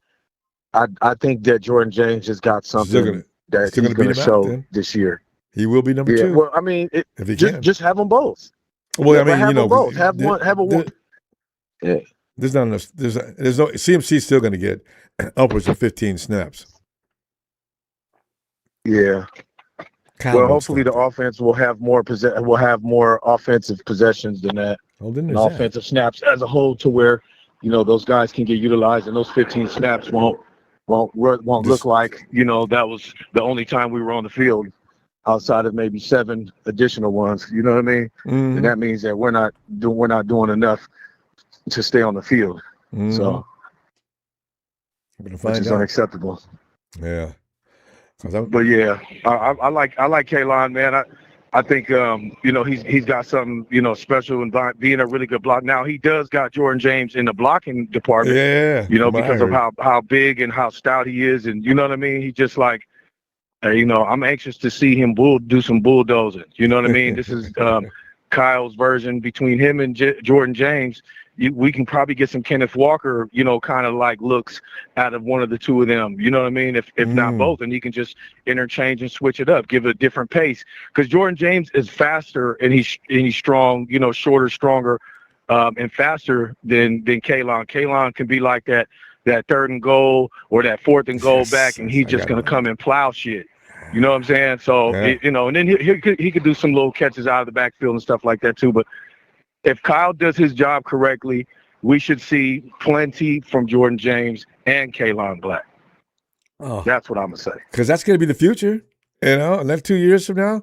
Because CMC is not going to play. I can't imagine playing past 32 or 33. So we'll see. Yeah, he's got this season, and if he's lucky, 2 more after that, and he should just hang it up. So you know what I'm saying? Get these other 2 ready. Just hang it up. Unless he wants to be a slot receiver. Well, then he can stay till he's 35. Then I got no problem with that. He could be a nasty slot receiver for sure. I'm Wes Welker, you know what I mean? Absolutely. The Danny Amendola. Because he'll go to some other team and do it too. I know. All right. For sure. Yeah, appreciate you, fam. Thank you for the platform. Shout out production. Shout out Tony Tone, Frank, the Dragon family, Smooth, Show, Brian, Donut, Tanisha, and shout out to Chat, Nikita, and Harold, and all the fam. Y'all know what it is, man. Hit that like and subscribe. You know where you at, wipe your feet. There you go. No dirt. And I'm gone. Night Ellis. I want you to come on my show, Ronbo. Don't forget. Let me go here. I see SJ Sports Talk. Thanks, SJ. Ellis is just mean. All right. Hey, Tanjan. Hey, Ronbo. Oh, I thought watch Tanjan's going to come and imitating too now. Tanjan, good to hear from you. How you doing? Oh, I'm doing good. Just enjoying the show while I'm rearranging my bathroom. I did some decors, and you know, I'm into interior design. It's real heavy, like that DIY stuff. You carry an addiction. Oh, sure. I could tell. You know, what's funny about you being in the bathroom? There's this tremendous echo. You know, that's why singing in the bathroom is so famous. I can take a break. Look, my ADHD sometimes prevents me of sitting my butt down sometimes. There you go. Let me go in the living room. I was hoping you'd break out singing. Okay. Bathrooms are the best place to sing because of the acoustics, you know? As long as you close the window so the neighbors ain't bothered by that singing. Right. Yeah. Well, listen. So let me tell you a little bit of story about, what I thought about. Okay. So when Kaelon Black was a baby, right, with a little bit of baby, right, his parents was 49er faithful. So they used to sit down during game time and sit the baby on the lap and let him watch play, And when he watched the football games, he saw Frank Gore. Politics. He's a politician. Go ahead. Whatever. Frank Gore. And so when he got out, he said, I'm gonna be like Frank Gore. And then here he goes. It came true. Voila. I don't know, somewhere down the line, that must be his nephew. Nobody said nothing about it, because I'm just seeing I'm seeing another Frank Gore. I don't care what nobody says. Yeah. He could, because what I'm tired of. I was tired of people running with the ball, but you running in a crowd full of football players. Like, what the heck you doing that for? Pretend like you gonna run through the crowd and then run around and say psych and let everybody fall on each other, and then you just go around and just keep running. What was his name? Harbaugh's running back, Frank Gore. He put Frank Gore out, and he grafted. What was his name? He was famous for that. His nickname was El Guapo. Oh yes, and he did call him Guapo. Yeah, I know. I forgot his name too. Carlos. It's gonna come. Carlos Hyde. Carlos. Yes, Carlos Hyde. Carlos, why are you running that pile of humanity? Just to the right, there's a hole, Carlos. Oh no! So I was, and people got mad at me because, man, how come you got a problem with Carlos? Man, he's just not that good. Well, shoot, I can't wait to see Kaelon Black, and me and my baby, we done geared ourselves up. My son got this last shirt. It's called Gold Blooded. He got a Gold Blooded shirt. I want him to dress. I'm gonna wash it real good because it's slightly real big on him, and he already a skinny, tall little boy. So what I'm gonna do is I'm just gonna kind of wash it real good, real in hot water so it can shrink a little bit since it's cotton. And so he can sport that baby and go on there and gold-blooded. Come out my bathroom, little boy. Okay, I'm on the phone.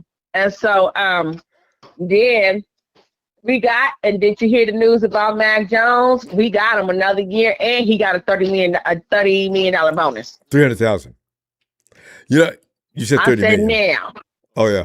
Well, that's the whole. I guess that's the whole thing of the season. He gonna be. They gonna secure him because I guess a couple of football teams that was looking for the trade Mac Jones. The price was too high, and Mac Jones wanted to stay with the Niners anyway. So that could change though. Later on in the season, let's say week 5, week 6, some team was rolling. All of a sudden, they lost their starting quarterback. First thing they do is hey. Call John Lynch. Let's see if we can get Mac Jones. Offer a 3rd-round pick. No, but we'll give him 2. They better. No, they better get their sorry ass backup quarterback that they chose for that team. How disrespectful would you be if you play for them sorry ass seed pigeons and those funky ass scams, and you can't find no better quarterback than no broke quarterback that got broken? So you go get the best one that's next to that broken ass quarterback that you already drafted on your team. Don't come over to the Niners side. See, everybody want to hate the Niners until it's convenient. Okay, right. Until they want something from the Niners. There you go. And they can't have them. No, I'm with you. You better have your best backups. But listen, Shanahan, if you gotta, how they always say, we'll do anything we'll have to do to get better. That means they get rid of their mama and everybody else if it's going to make that team better. So you got to worry about that. But yeah, the 49ers on a 1st-round pick for Jones. They may stick to that though. You may not be able. If you offer a 2nd, that's going to make them think though. Well, they're saying just in case anything happens to Brock Purdy. You got somebody that can get hit. You got somebody that get hit with a damn hit by a damn tree. He still get up like he ain't got hit. I agree. I agree. Curtis Rourke, they're talking about Curtis like he's the next coming. So that may make Mac expendable by next year anyway. Well, let's see. We're going to make him Mac Purdy. It's Mac Purdy time. It's not, Mac Purdy. That's a Purdy good name Mac. for a quarterback, Purdy too. Mac. Mac Purdy. Sounds like a quarterback. So, yeah, we're going to keep them the dangerous duo.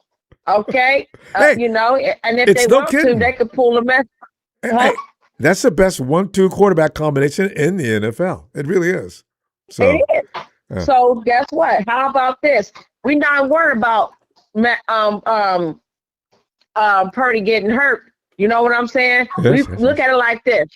What if Kyle Shanahan was to be the joker of the asshole and play Brock Purdy in the first quarter, the first half of the game, because he's about to get it all started, and then in the second half, you just throw in Mac Jones, let Brock Purdy rest up, and let Mac Jones kick ass for the rest of the season. See, I want people to I want them to fear both quarterbacks. And I feel you on that too. Let's do that next show. And good stuff as usual. You're always super entertainment. I'll see you later in the week.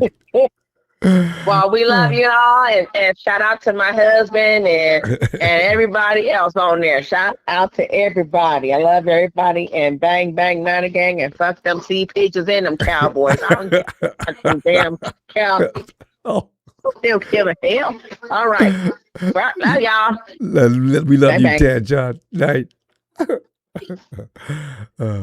Hey, Jalen.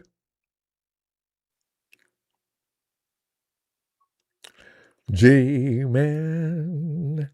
Jalen. Where are you, Jay? What's going on, bro? Jalen, man, we're just sitting here this time of year. You know how we do. We just talking about anything and everything. Yeah, can you hear me, Jalen? Ronbo? No. You looking for Ronbo? Yeah, I'm looking for Ronbo Sports. Wait a minute, hold on. 49 podcast on YouTube.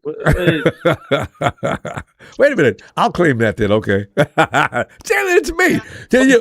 You remind me of my brother used to do that every time I just come back over to his house. I'd stay a long time. I'd knock on the door. Ronbo, is that you? Who else, ma'am? You got some identification. When I get in there, you know what's going to happen. So Jalen, yes, it is I. Jalen, you know what? We'll talk about Caleb tonight and how happy or not happy we are, what we're expecting. We've had one person say, though, that Jordan James is still going to beat him out. Jalen, you see that coming up? What were you saying, Ronbo? About Jordan James versus Kaelon Black. Now, do me a quick favor, Ronbo. What position do these two brothers play?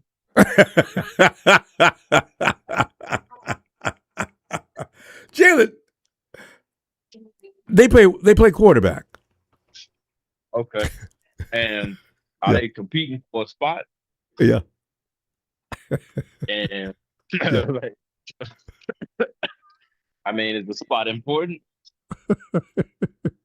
Hey, Jalen, that's the number one position. You know what they say? That's the most important football in all of sport. The backup position? Yeah. Honestly, the running back position, Jalen. Jalen, did you watch the draft? Not really, Ronbo. I'm not gonna lie to you. After we traded away our first 2 picks, I got pissed off and I just tuned it out. And them picks were so far down. What were we? 20 what? 23, 24? Yeah. I mean, Ronbo, I waited 2 rounds and we didn't draft anything. Basically, I was like, okay, whatever. Well, the first day was kind of disheartening too because we got all the way down to the bottom of the draft, and the 49ers have traded out of the first round. I forgot who they traded with. Who knows? Who did we trade with? Anyway, yeah, that's always it's a letdown. You're sitting there waiting. All right, what we go do? Trade out. Oh, no. But anyway, we picked up, how you feel about our wide receiver? You really don't know who we picked up? We picked up De'Zhaun Stribling. You know about that, right? Ronbo, I think all of our players were like, bro, Ronbo, if I'm not mistaken, our first pick was basically a third rounder, was it not? Jenny, you cannot. I got mad. I was like, bro, why do we keep all our picks? I stopped watching. I was Listen. You understand the thinking behind what took place, right? The 49ers drafted somebody that fit the program and would do the things they want him to do, not just be a bad boy that's good, but don't want to block. He's a diva. If you're going to go for a wide receiver, it's hard, Jalen. Think about all the wide receivers in the NFL that are problem children. First thing they do is go to a team and come up with, you know what the best example is? Rashee Rice. Rashee is a good football player, but he's out of his damn mind. Rashee got in legal trouble again for the third season in a row. And so I'm saying, you got to really be careful picking up wide receivers. I'd be scared to death every year of picking up some kind of crazy man. I really do. I mean, hey, I was watching that draft, and every time we pick up, it's come for us. I'm like, okay, here we go, and we make a trade. I'm just like, what the hell am I watching this for? If every time we on the clock, we trade up. Like, what are we doing here? We did that like 5 times, Ron, but we traded like 5 times. Hey, they warned us they was going to be doing a lot of wheeling and dealing. So I didn't know what they meant by that, but yeah. I said, you know what? I'll just look at the final 53 roster back in August because at this point, I don't even know when we're going to draft somebody. Yeah. We picked up, and everybody accused the 49ers of reaching. We got players, like you said, we could have gotten the 3rd or 4th or 5th round. I think they went too far with that. Some of them dudes are just hating because they wanted to draft him. Because Stribling, I think he's going to be pretty good. The running back, though, Kaelon Black, Ellis ain't crazy about him. He likes Jordan James better. But Jordan James is the guy we picked last year. All seriousness, I'm not worried about our mid to late round picks. Cal always does good in those mid to late rounds. My only gripe is, why the hell did you feel the need to trade all your picks, your early picks for that? You didn't need to do that, Ronbo. You could have got these same guys where they was there. Hell, you could have got them probably farther down. Hey, I just realized something. How many? We had a lot of 4th round or 5th round picks. We just had we didn't have an assortment of picks. We had a bunch of picks, but it was all in the same round. So they had to move that. A lot of those guys we took in the 4th round, they were probably going to be there in the 5th. I don't. Maybe. That's a good possibility. Day 3, you don't know what's going to happen. Yeah, day 3. I mean, you just at this point, you're just going off of who physically just looks the best still. Yeah. Well, no, but the 49ers do make a concerted effort to get somebody who's actually going to fit. And I kind of appreciate that. I always want the best monster in the draft, but they don't always work out. He was tearing up in school, and then he gets to the NFL. I'm talking about in general, the NFL. Usually in those last 3 days, they just going around getting the guys who's big, available. Yeah. I'm not talking about us. I know we definitely do our homework in those late rounds. Yeah. I'm talking about the NFL in general. Yeah. My favorite pick of all time, though, has become the Indianapolis Colts that quarterback they got, Richardson. He was like the 4th pick, Ronbo, I think. Or maybe the 3rd, something like that. That is the worst pick. I mean, oh, God. No, it's not, Ronbo. That's true. You can think that's the hand for drafting Trey Lance. You can stop there right now. You can stop there right now. Touche. Right. Well played. You got me on that. Hey, Jalen, we don't hear from you enough, man. I'm glad the season started so we can hear from you again. I'm telling you, we got to go now. I will see you later. Ronbo. Yeah, of course you can. A Niner! Ronbo, I didn't say this because I didn't want to worry you, but the Cardinals are scaring the shit out of me. I promise. They're going to be a problem. They're going to be a problem. It's going to be the Cardinals. I agree. I'm telling you. No argument. Yeah. I'm telling you, I'm worried about. I've been telling people. People tell me, man, Ronbo, man, you be tripping. I'm telling you, No, man, Cardinals. Cardinals play every year, Ronbo. Them Cardinals, I'm telling you, they coming, Ronbo. Hey. I see. Yeah, we said that last year about the Cardinals, and they did nothing. Jalen, I'll see you later. Brian, you've already came in. Come on in. Same old Jalen. How you doing, Jalen? Yeah. Oh boy. We have them 23-year-olds, Rombo. I don't know, man. Well, it's Gen Z. It's so funny because I worry about that because I too have an issue about certain teams. I don't like the Cardinals. There's something about them the last few years. You're not going to have any more Mighty Mouse dreams, are you? Even before he came, we had Carson Palmer was over there. But they always seem to be a pain in the ass somehow. Yeah. And so I'm saying, Ronbo, what's the old saying? I think we have bigger fish to fry than the Cardinals. We definitely do. Oh my God! It's really this year's going to be a real challenge. Yeah. It's going to be a tough season, but Ronbo, we're built, man. I'm not worried about nothing. We got depth. We got talented depth, Brian.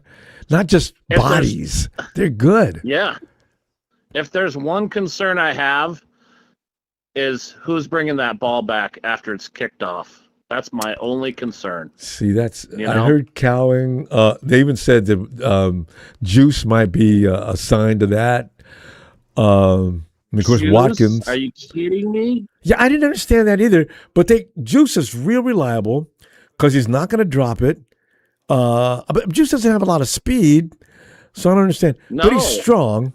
And now with the kickoff, that's not a bad idea, maybe. We'll see. Ronbo, I don't think he's going to win. Ronbo, we could have kept Sky Moore. I don't understand why we didn't sign him for another year. Amen. You know? I said that immediately when I saw that he made an exit. Why did we do that? It made no sense to me why we just didn't sign him for another year. We had the money, but whatever. Cowing's going to be in the mix. But Cowing has been in the mix for 2 years. 3. And done nothing. And he's going to pull a muscle in preseason. Oh. Well, as long as they don't put another number 10 on him, I won't be too worried. Yeah. You know what I'm saying? And don't put Ricky Pearsall out there as a return man because Ricky, a great football player, but he is fragile. I mean, the only option I see there is what? Garendo returning kicks? He's done that before, right? Well, he's got a pectoral tear. He's not going to. Garendo's going to the IR. He won't be here this year. It's a concern, man. It's a really big concern for me. And it's important honestly. too. You're right. Your placement on the field is important. That's why we did as well as we did because Sky Moore was good. There was no reason to let him go. Yeah. They should have they kept Eddie. And they should have kept Sky Moore. That was dumb. I'm upset about it. They knew if they got rid of Eddie, there was going to be a problem. There's going to be riots out in front of Levi's. I think our special teams is going to be our Achilles heel this year. I just see it. Oh, not again! Yeah, I think Eddie will be good, but everybody else. Position. Because you're right. Because Eddie and Sky, weren't we in the top 5 special teams last year? Yeah. They turned it around from the year before. It was just a nightmare. Remember the year before that? That was terrible. I don't want to go back to that again. The whole stadium smelled like crap every time that special teams went out there. They were just awful. Every running back and gut the field. Well, how many times didn't we have a couple of returns against us all the way to the house last year? A year before. I don't remember, but man. Every time somebody is back there, I'm biting my fingernails. It's really nerve-wracking. We've never really had a legit return guy for years. You know what I mean? Except way back in the day, the guy that went to the Saints. God, it's so long ago I can't even remember his name now. Oh, you talking about God. I know. That's how long it's been. It's been over a decade. Yeah, I know what you're talking about, though. He went to Atlanta, remember? I thought he went to the Saints. Anyway, we're talking about this. Anyway, we're talking about the same guy, and we just can't get a good return guy. So was it Ray McDonald? Ray McDonald. Ray McLeod? No, McLeod was no. I'm talking way before McLeod. McLeod was okay. Not like the guy we got in the back left from the Chiefs, but I'm talking way back when. Was that before Harbaugh? Oh, it had to be. So anyway, I mean, I just have Kyle Williams in the back of my mind still. Good God. I always said if I ever see Kyle Williams on the street, I'm gonna say something. I can't stand it. Kyle, dude, I know you hear it every day. Ted Ginn Jr. Thanks, Big Show. Big Show's what? Big Show. Ted Ginn Jr. That was the last decent. I thought Ted Ginn went to. Didn't he go to the Carolina Panthers for a while? I thought that's maybe. Where he was. All I remember is him going to the Saints, but yeah. Yeah. So, Ronbo, it's been a while. I just wanted to call and say, "What's up, player? How you doing, player?" I know. And, I see you all the time in the chat. And I gotta keep the chat legit and keep these Rams idiots in here in check, as well. Yeah, especially that man bun Rudy, who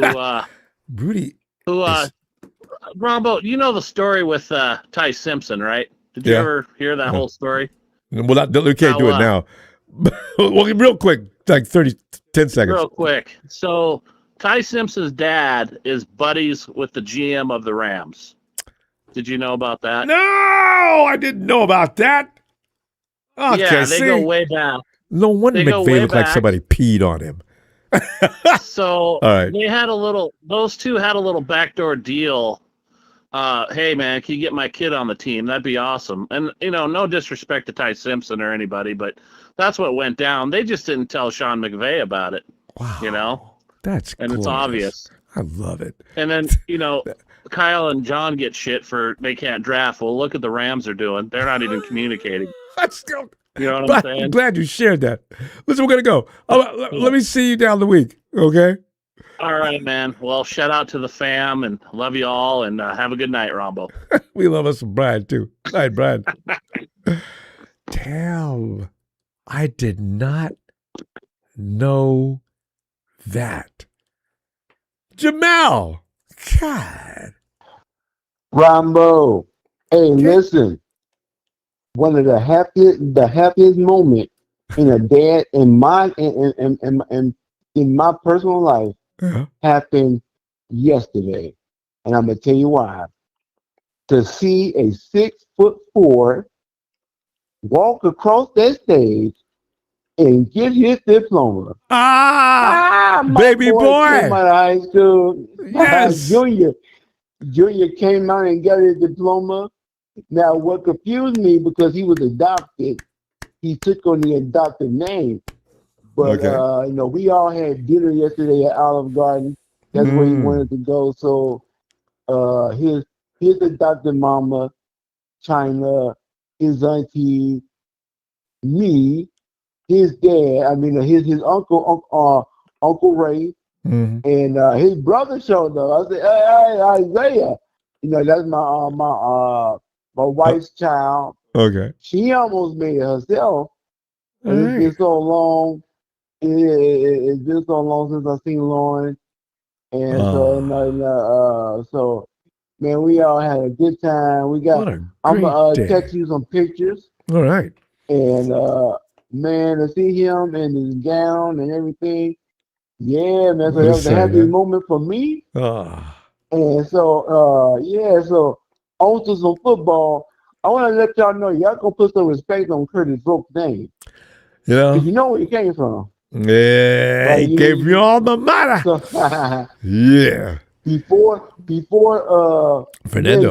It was Roke. I know. It was Roke. Yeah, it was Roke. And you know what?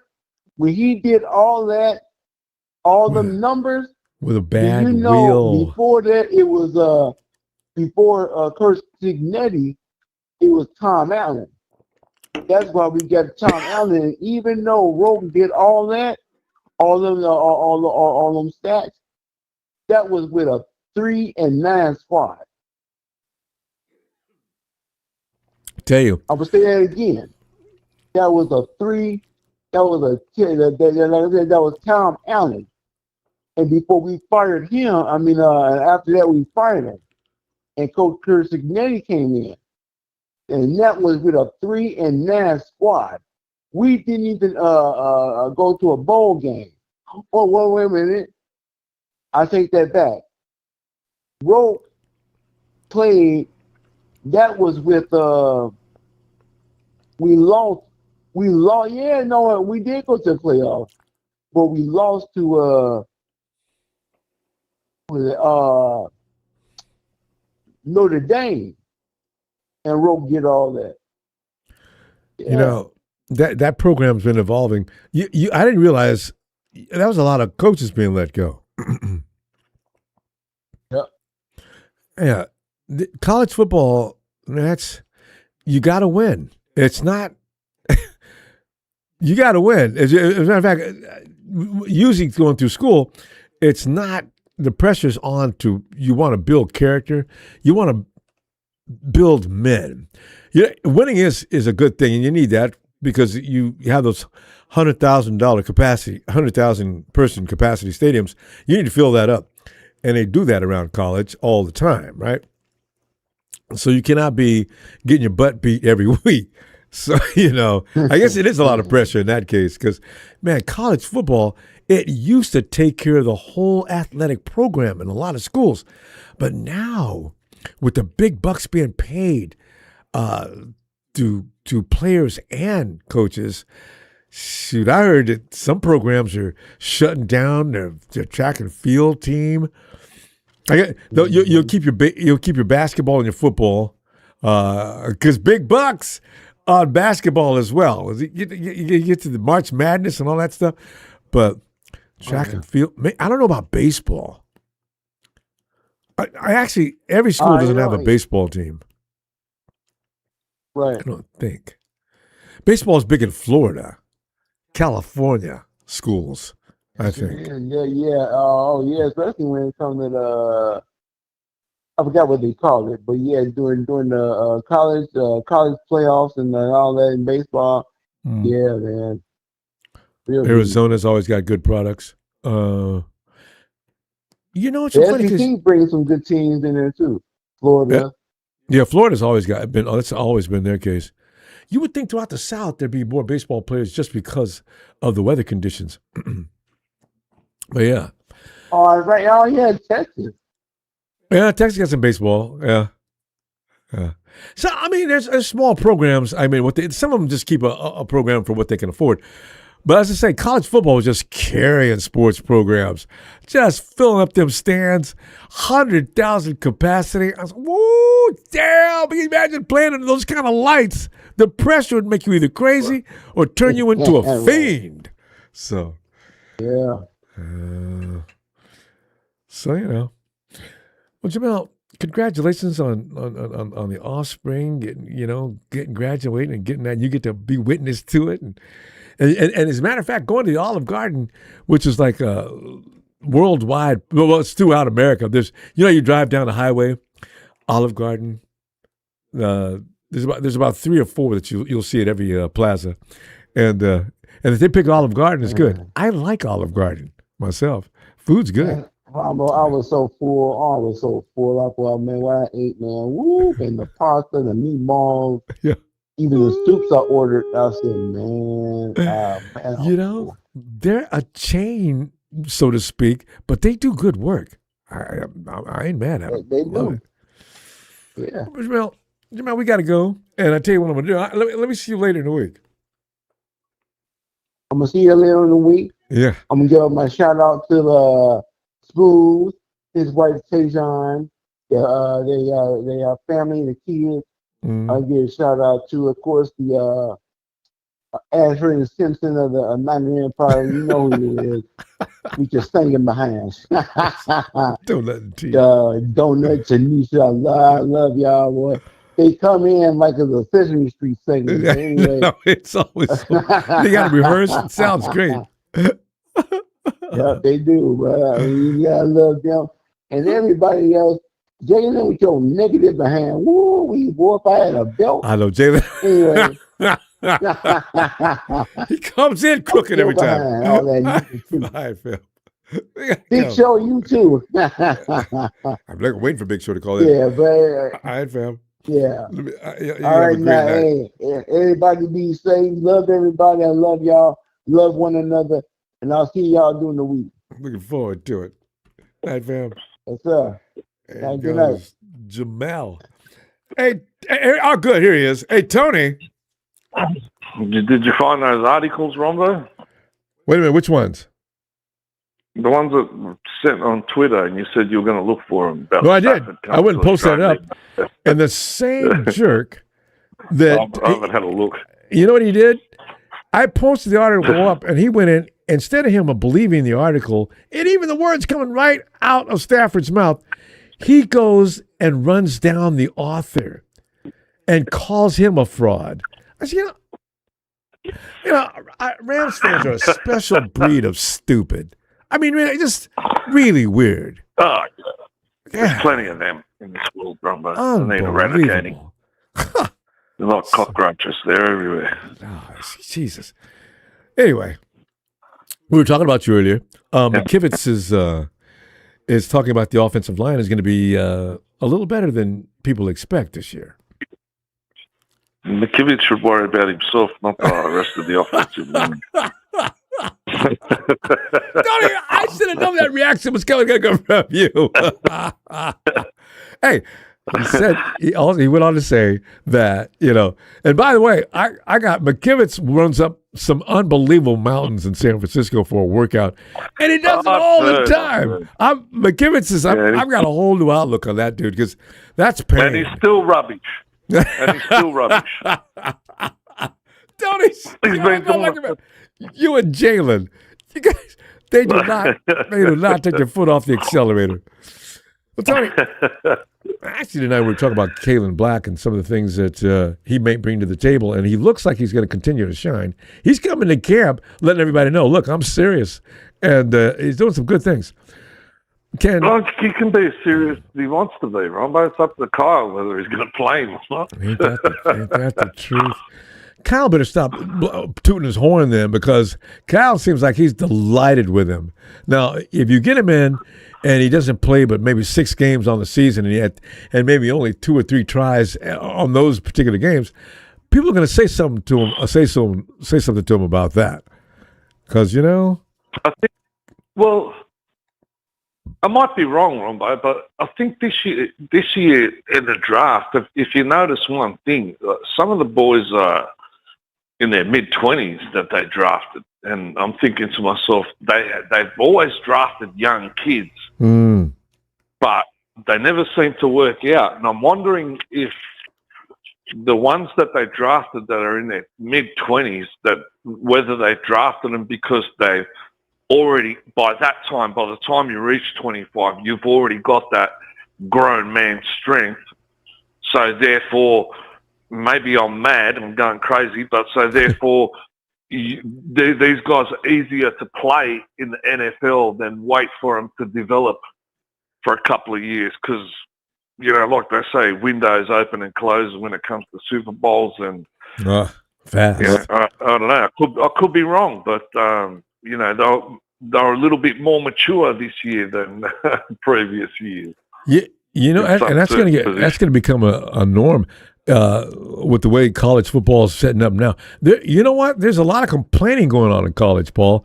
Pretty soon, I think we're going to see a cap on college football. I knew that should happen, because if you're going to tell some of the power schools in America, they got all the money. So the smaller schools are going to get left out of the program. If they really want to build on the amount of money they're going to make every year, you can't exclude a percentage of the college teams. So those kids are going to be coming out older and older. Because I can be a kid, if I'm a good ball player, I can drop the program I'm in now, I get paid more money. I can do that till I'm 22, 23. I might as well, because I'm making too much money now. Going to 24, 25, I'm still young enough to go in and play. That's you're going to get these older kids soon.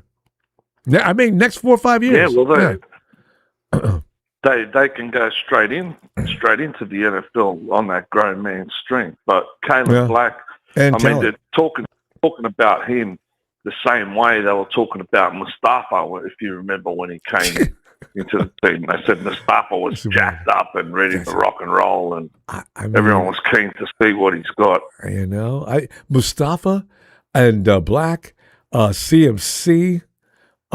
We got an Olympia team in there, but we got some guys that their bodies are not real, you know. So it's just some strong kids. None of the big guys with the smaller guys. But what we do have, Ronbo, and what Kyle can't complain about this year is, I mean, he's got an answer for everything. Look, I don't want to ruin his career. You know, I'm not starting too early. You know what I mean? But we've got speed coming out the razoo this year. All right, beautiful. So Kyle cannot complain about speed. So let's see if he's going to be throwing the ball at the start of the season. If we're still going to be big on the running game. I mean, who knows? It's the only side even Carl's side, we don't know with this group of guys how he's going to attack the year. But you know, the defensive guys, that's all new. You know, the only thing that's old is Cocaine Chris. You know what I mean? Powder Puff. And the offensive line. You know, no, they got it. They went out and made a lot of adjustments, and they got to get something done this year. And there's anything less than NFCCG. It will be totally unacceptable. 49ers need to get to that Super Bowl. That's all there is to it. That's too much talent.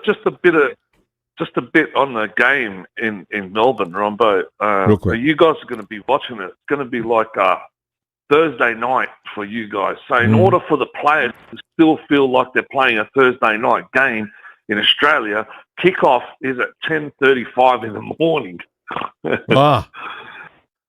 It's here in the middle of the week. And so they're going to feel like they're getting up to go to work. And also, you guys are a day behind the rest of the world. Right.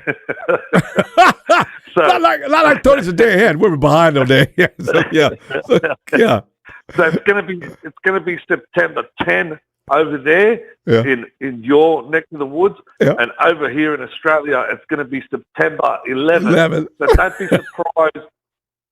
Don't be surprised if they're going to do something like a minute silence for the September 11 buildings and things like that. So you guys are going to be watching it. It's going to be September 10, and you're going to go, what are these Aussies doing? What are they talking about?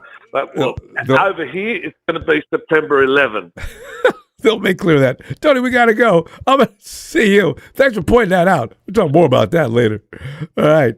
We'll see you shortly. Brother, shout out to Big Show, Puppet Dragon, 49er Brian, the Resident Bastard, Sucker Free Titty, Smooth Operator, and the rest of the crew, everybody else. Catch you in the next one, brother. Yeah, let's see what Shanahan does. Looking forward. Cheers, Tony. Cheers, my man. And we now go. I get E is still awake. Hey, E. What's going on, Ronbo? And you sound like you sound like you've been awake for a while now. E, how you doing? I just woke up. Okay. You sound clear, though. Heard you on the TV. Okay. I said, let me see what I got to say real quick. E, go ahead. Because, see, I already know. You had the same reaction as most of us about Kaelon Black getting drafted. Now, we've come a long way with Kaelon Black since April. And, now he's starting to grow on some of us. But, E, is he growing on you, E, or are you still mad? I'm not, I ain't going to say mad. I think he's a great prospect, and we got to wait till he has shoulder pads and helmet on. And that's absolutely right. Before we and then Can't make any that's when we assumptions can make just yet. our assumptions. Yeah, I'm enjoying it. I'm Right enjoying now, his we just enthusiasm though. that's great. I like the what we thinking about what we can do. Yeah. Like we acting like we want to win. Actually, that's a good point for the reason that I don't know that last year, even the management didn't act like we're in contention. So that's why I try to tell these other fans. I said, you guys blew it last year. You blew it the year before. Whoa. Last year, we were segueing to the next phase of the 49ers. Haven't you talked about the nobody was running around talking about winning no Super Bowl last year. We were hoping we'd compete, and they did. But don't be lying on us. You know, the 49ers, we knew last year we weren't good. At least most people knew. The 49ers did try, though, at the end, when we was in the running for the number 1 seed. I am so proud of that team from last year. I'll never forget that 2025-26 club. They didn't have nothing but blood and guts and want, and they got it done somehow. You know, but when the heavyweights and stuff got into the playoffs, now it's a different story. You're not gonna get behind the real. You can't counterfeit your way into a Super Bowl. Correct. So now look through things in the right eyesight. Where in the beginning of the season, like last year, I kept saying, I ain't gonna say all. I didn't want to pick number 27 and not really think we was gonna win a Super Bowl. Might as well get ahead and act like you're gonna take that lump on your head like Ray J and and keep it pushing. Like we needed to get a top 10, but we did what we did. We did good. We just gotta wait and see, man. Yeah. And it's all draft picks. Like we can look forward to what the draft picks from last year look like, because they'll be a little further along this year. We'll see what they look like. The ones from 2 years ago, they better be seriously ready to kick ass. That was a good draft class too. 3 seasons back. So 3 is bad. 2 is good. No, I mean, as far as you know how you have to wait for rookies. A lot of people, rookie comes in his first year, he ain't shit. I said, man, he ain't had no chance to show nobody anything yet. What do you? Yes. Yeah, I hate when guys do that. So, but he's a bust. Yeah, he's a bust. He ain't had a chance to be a bust. They went through the draft pick. Detroit versus everybody. That's why they losing to everybody. Everybody's winning. Exactly. Except Detroit. I respect that, man. Like how where you? Where do you go in Detroit? Like it's too cold, man. You better get up out of there. Too cold, and dangerous and all that. And I was going to say that, but I was just trying not to, be too judgmental. I drove through there and I survived. The food was so-so. But Oh, but anyway, God, don't stop too many red lights. No, I know, right? We got Todd Burns having enough trouble with his professional ball clubs, and we're going to talk about his communities. We got to stop it. Stop it. Get back to football. Now, see, as I'm saying, as far as rookies go, you got to give them time to blossom. So, I'm looking for the class of 2024. 25 years old. Yeah, I know when they come. Not all of them. Now they are the ones we have 3 years, but that's going to become a problem, I think, a little later, because we just got like that. Listen, that 1 year contract is all we need. We get them for 4 years or whatever. If they stay, they stay. They don't, they don't. Like you can't stop something with don't have brakes. Well, yeah, that could be a problem. Yeah. The thing is, if you get a rookie contract, you can't really just walk away, though. Yeah. Yeah, we got you for 4 years. Like, and that's when I was like, all right, we love this game. We love it. But it's still I don't know how do you want to put it, but it's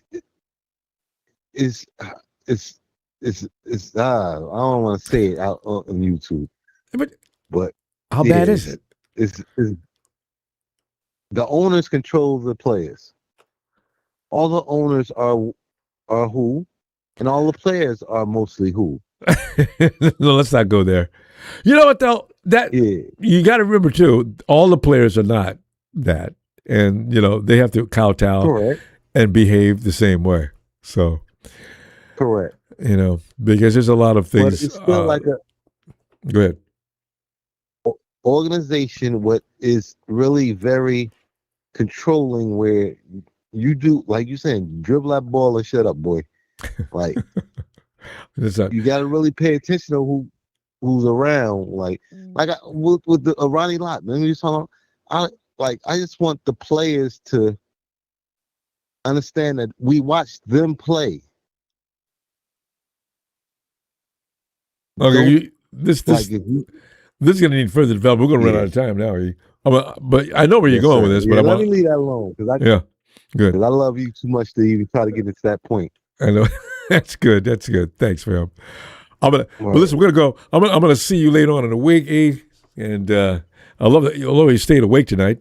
All right. I know, right? Even though I'm stuttering like a little kid and stuff. That's okay. Be good, go get your rest. Ronbo Sports. Love, like, subscribe. Sucker Free Nation. Bang, bang. Nine gang. Nine. Yes, sir. Let's keep your head up. Let's do what we got to do. Win that Super Bowl. All right, fam. Night, E. Yes, sir. Good night, Big Ronbo. And Brian says, even if Kyle wins the Super Bowl, he still will get no respect for what he's accomplished. Ridiculous. A good point about that is, if he wins the Super Bowl, most of what you're going to hear is, about time. Oh, God. It's time. We just landed on Comedy Central. It's that man, the marketing pro.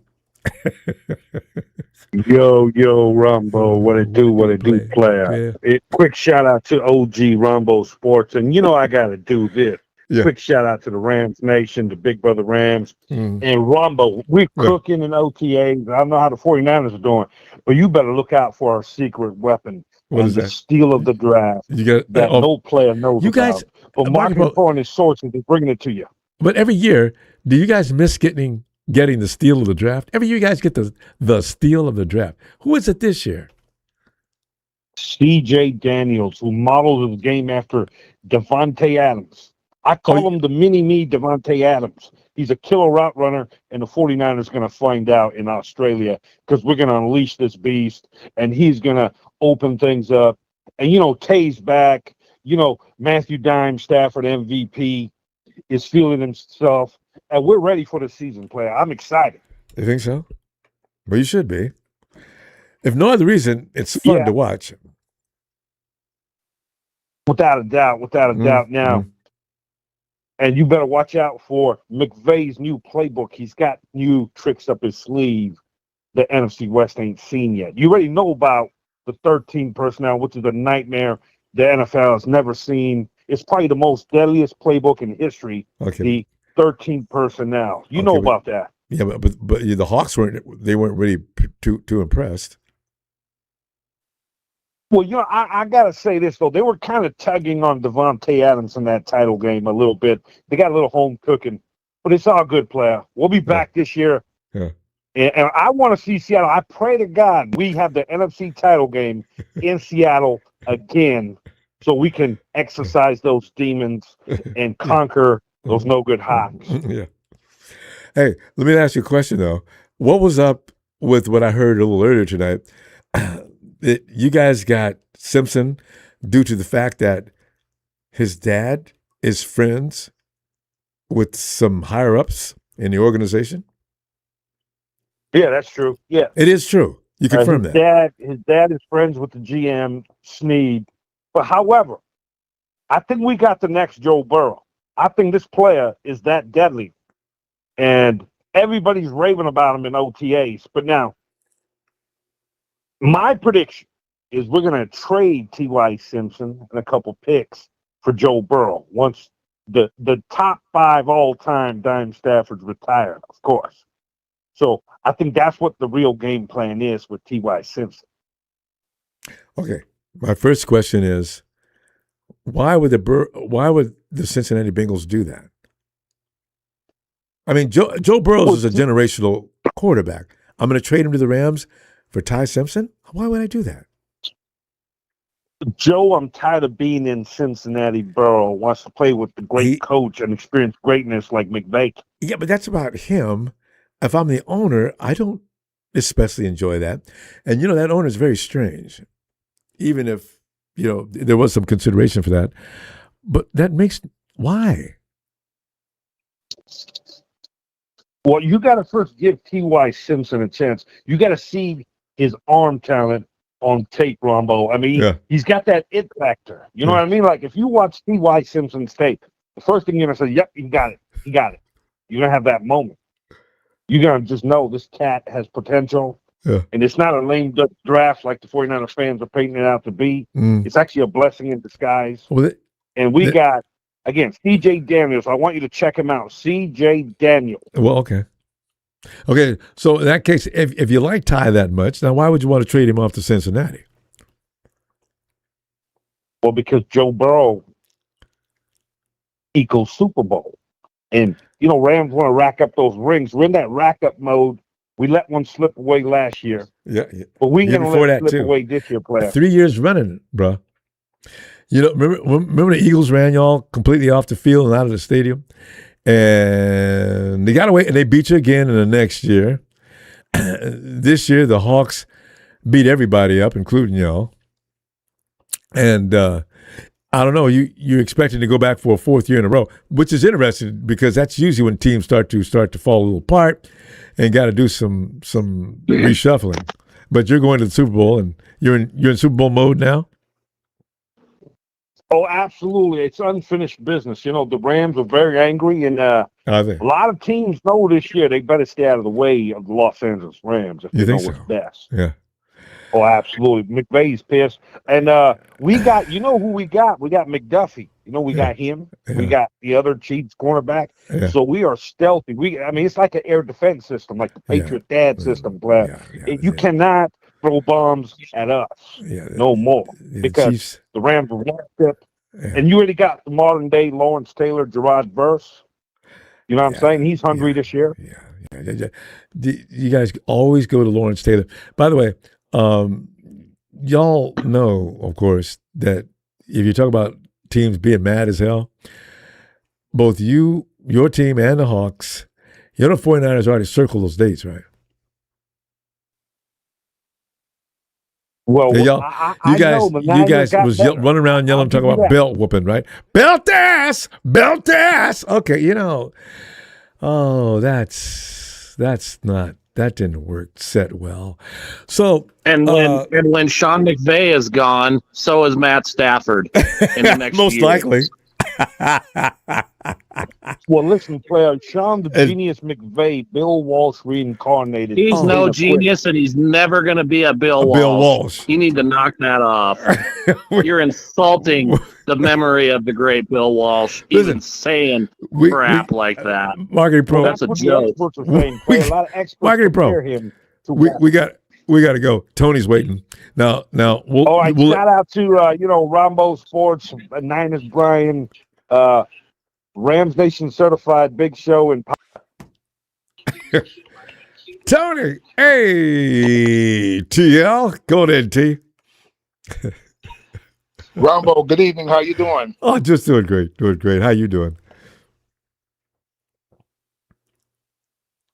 Tony? Yes, sir. Oh, there you are. Okay. Yeah, no, I'm doing fine. How about yourself? Just chilling, Ronbo. Just working in the chat. We've been working Don Bird over. 49er Brian's been cracking me up, man. He said that he said that E was when you had E in there. First he was half asleep, and about 5 minutes later, he said that E was smoking something or something. He was saying. I saw some of those bad drugs, and You know? So think about this program. Callers from other teams just call in here and they just be saying everything. And yeah. Oh, that drunk you just had in here, Market and Slow. Yeah. He drank too much. Market and Slow, your liver's gonna get messed up, man. You need to leave that monkey all alone. And he mentions the beverage on the air. God. Hey, Tony. Yeah, mixing the beverages on the air. What a clown. But Ronbo, getting back to football, man. Did you see my comment? I already picked the AFC winner. I think it's going to be Cincinnati, Ronbo. They got they did some things with that defense. Line. They had some last year. Yeah. You know, they got Dexter Lawrence from the Giants. Yes. They got the 2 young kids. Now they drafted the other guy from Texas A&M on the other edge. They drafted the one last year in the first round, and then they drafted his teammate in the second round. So y'all don't know about them. Them guys can get around. They remind me of the Romeo kid y'all got from Texas Tech. Them guys can get around that corner, Ronbo. Yeah. Watch out for the Bengals. No, I've always said if they ever get a defense, look out. So they got a defense. And that's why, Burrow's had a different, he's had a change of heart this year. That interview he did recently, he seems pretty upbeat. He's all right with being a Bengal now. Because he's happy about the additions they made on defense. Yeah. The team made a commitment to the defense, and it all started when it shocked everybody. They gave up the 10th pick in the draft to the Giants so they can get Dexter Lawrence. Good move. All right, how old is Dexter? About 29, 30. That's not bad. He's got 3 solid seasons left, no matter what. So, yeah. But Ronbo, I've been saying in the chat tonight, too, I'm reading what David Hodge said. I'll respond to him later. We talked about this on your last 2 shows, Ronbo. The Rams have not addressed that offensive line, and it's going to hurt them. Stafford. It's going to hurt Stafford worse. I don't know what they're going to do, but they better not have no injuries on the offensive line. They only drafted that one rookie from Missouri. That is it on the offensive line. No depth. Arizona has improved. Arizona's going to finish in 3rd place. You know, I've always said, keep an eye on Arizona. They've been building for 3 years, Tony. Every year you hear about some good player coming over there, too.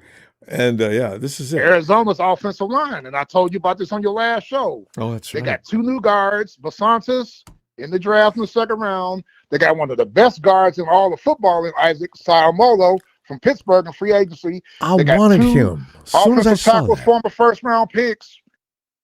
2 new running backs. They got your boy Kendrick Bourne as the 2. You still Marvin Harrison Jr. as the 1, and one of the best tight ends in football. And their defense is young and getting better. Watch out for Arizona. See, you can't get all them top picks in the draft year after year and still suck, or the management needs to get fired. So, man. The key is that Arizona's offensive line looks really good, Ronbo. Yeah. Really good. And you guys going to be in the run-in. I keep going back to last year. I don't know. Cal Hurd and all these knuckleheads. I'm like, how can y'all say they are old when they started 6 rookies and they went 12-5 last year on defense? They started 6 rookies. It's just because lazy of injuries. reporting. Not all those other great players are back. You remember your former 1st-round pick from last year. He back on one side. Nick Bosa on the other side. He back. Y'all, man. And Cowher doesn't pay any attention to anything. Super Bowl. People in Vegas who betting on the Rams, y'all about to lose y'all money. I know, man. It depends on what you put. If you're putting big bucks on it, man, that's comical. That Vegas is just manipulating so they can get you to. Vegas doesn't. That's what they do. So go ahead. Don't bite. believe the hype, and I never believe hype. I sit back and listen. They do Especially all when it this comes hype, to- and I watch people around me. Yeah, And I see especially all when this it's- hype stuff, and I be laughing. Right? I'm like, man, the Rams are not going to be as good as everybody thought. I don't know why they thinking that. 4 years in a row. I don't. But Ronbo, I got a question for you. I saw on this. Did you see my on X? I asked you. It's NFL or something. I don't know if it's a reliable site or not. They were saying obviously it was clickbait. They said you guys traded Brandon Ayuk tonight to the Las Vegas Raiders for a 5th-round pick. Well, obviously it's false because ain't nobody talked about it on your show tonight. No, because Brandon Ayuk will be released. I don't know when, soon, because nobody's going to trade for that. The word is He's just bad goods, just really damaged goods. He's got a bad leg, or he's had an extremely bad injury and no test, Tony. He hasn't been back out there to show people he's okay. And the salary, it's too big. I'm going to pay him for that. No. And let's say he's about 85%. Don't you think Brandon Ayuk is out of shape? He ain't played in 2 years. He's going to be out of shape. Badly. Second coming of Deshaun Watson. And he cannot lay off. Nobody's going to invest in that. No. So the 49ers, stop acting like somebody's going to call. They're not going to call. And they realize that. So he'll be released soon, according to what I just read a little So I knew that X report from that site was clickbait. I knew it when I said it. Right. And when I sent you a message on X, I said I think it was clickbait, but I wanted to just check in to see if you heard anything.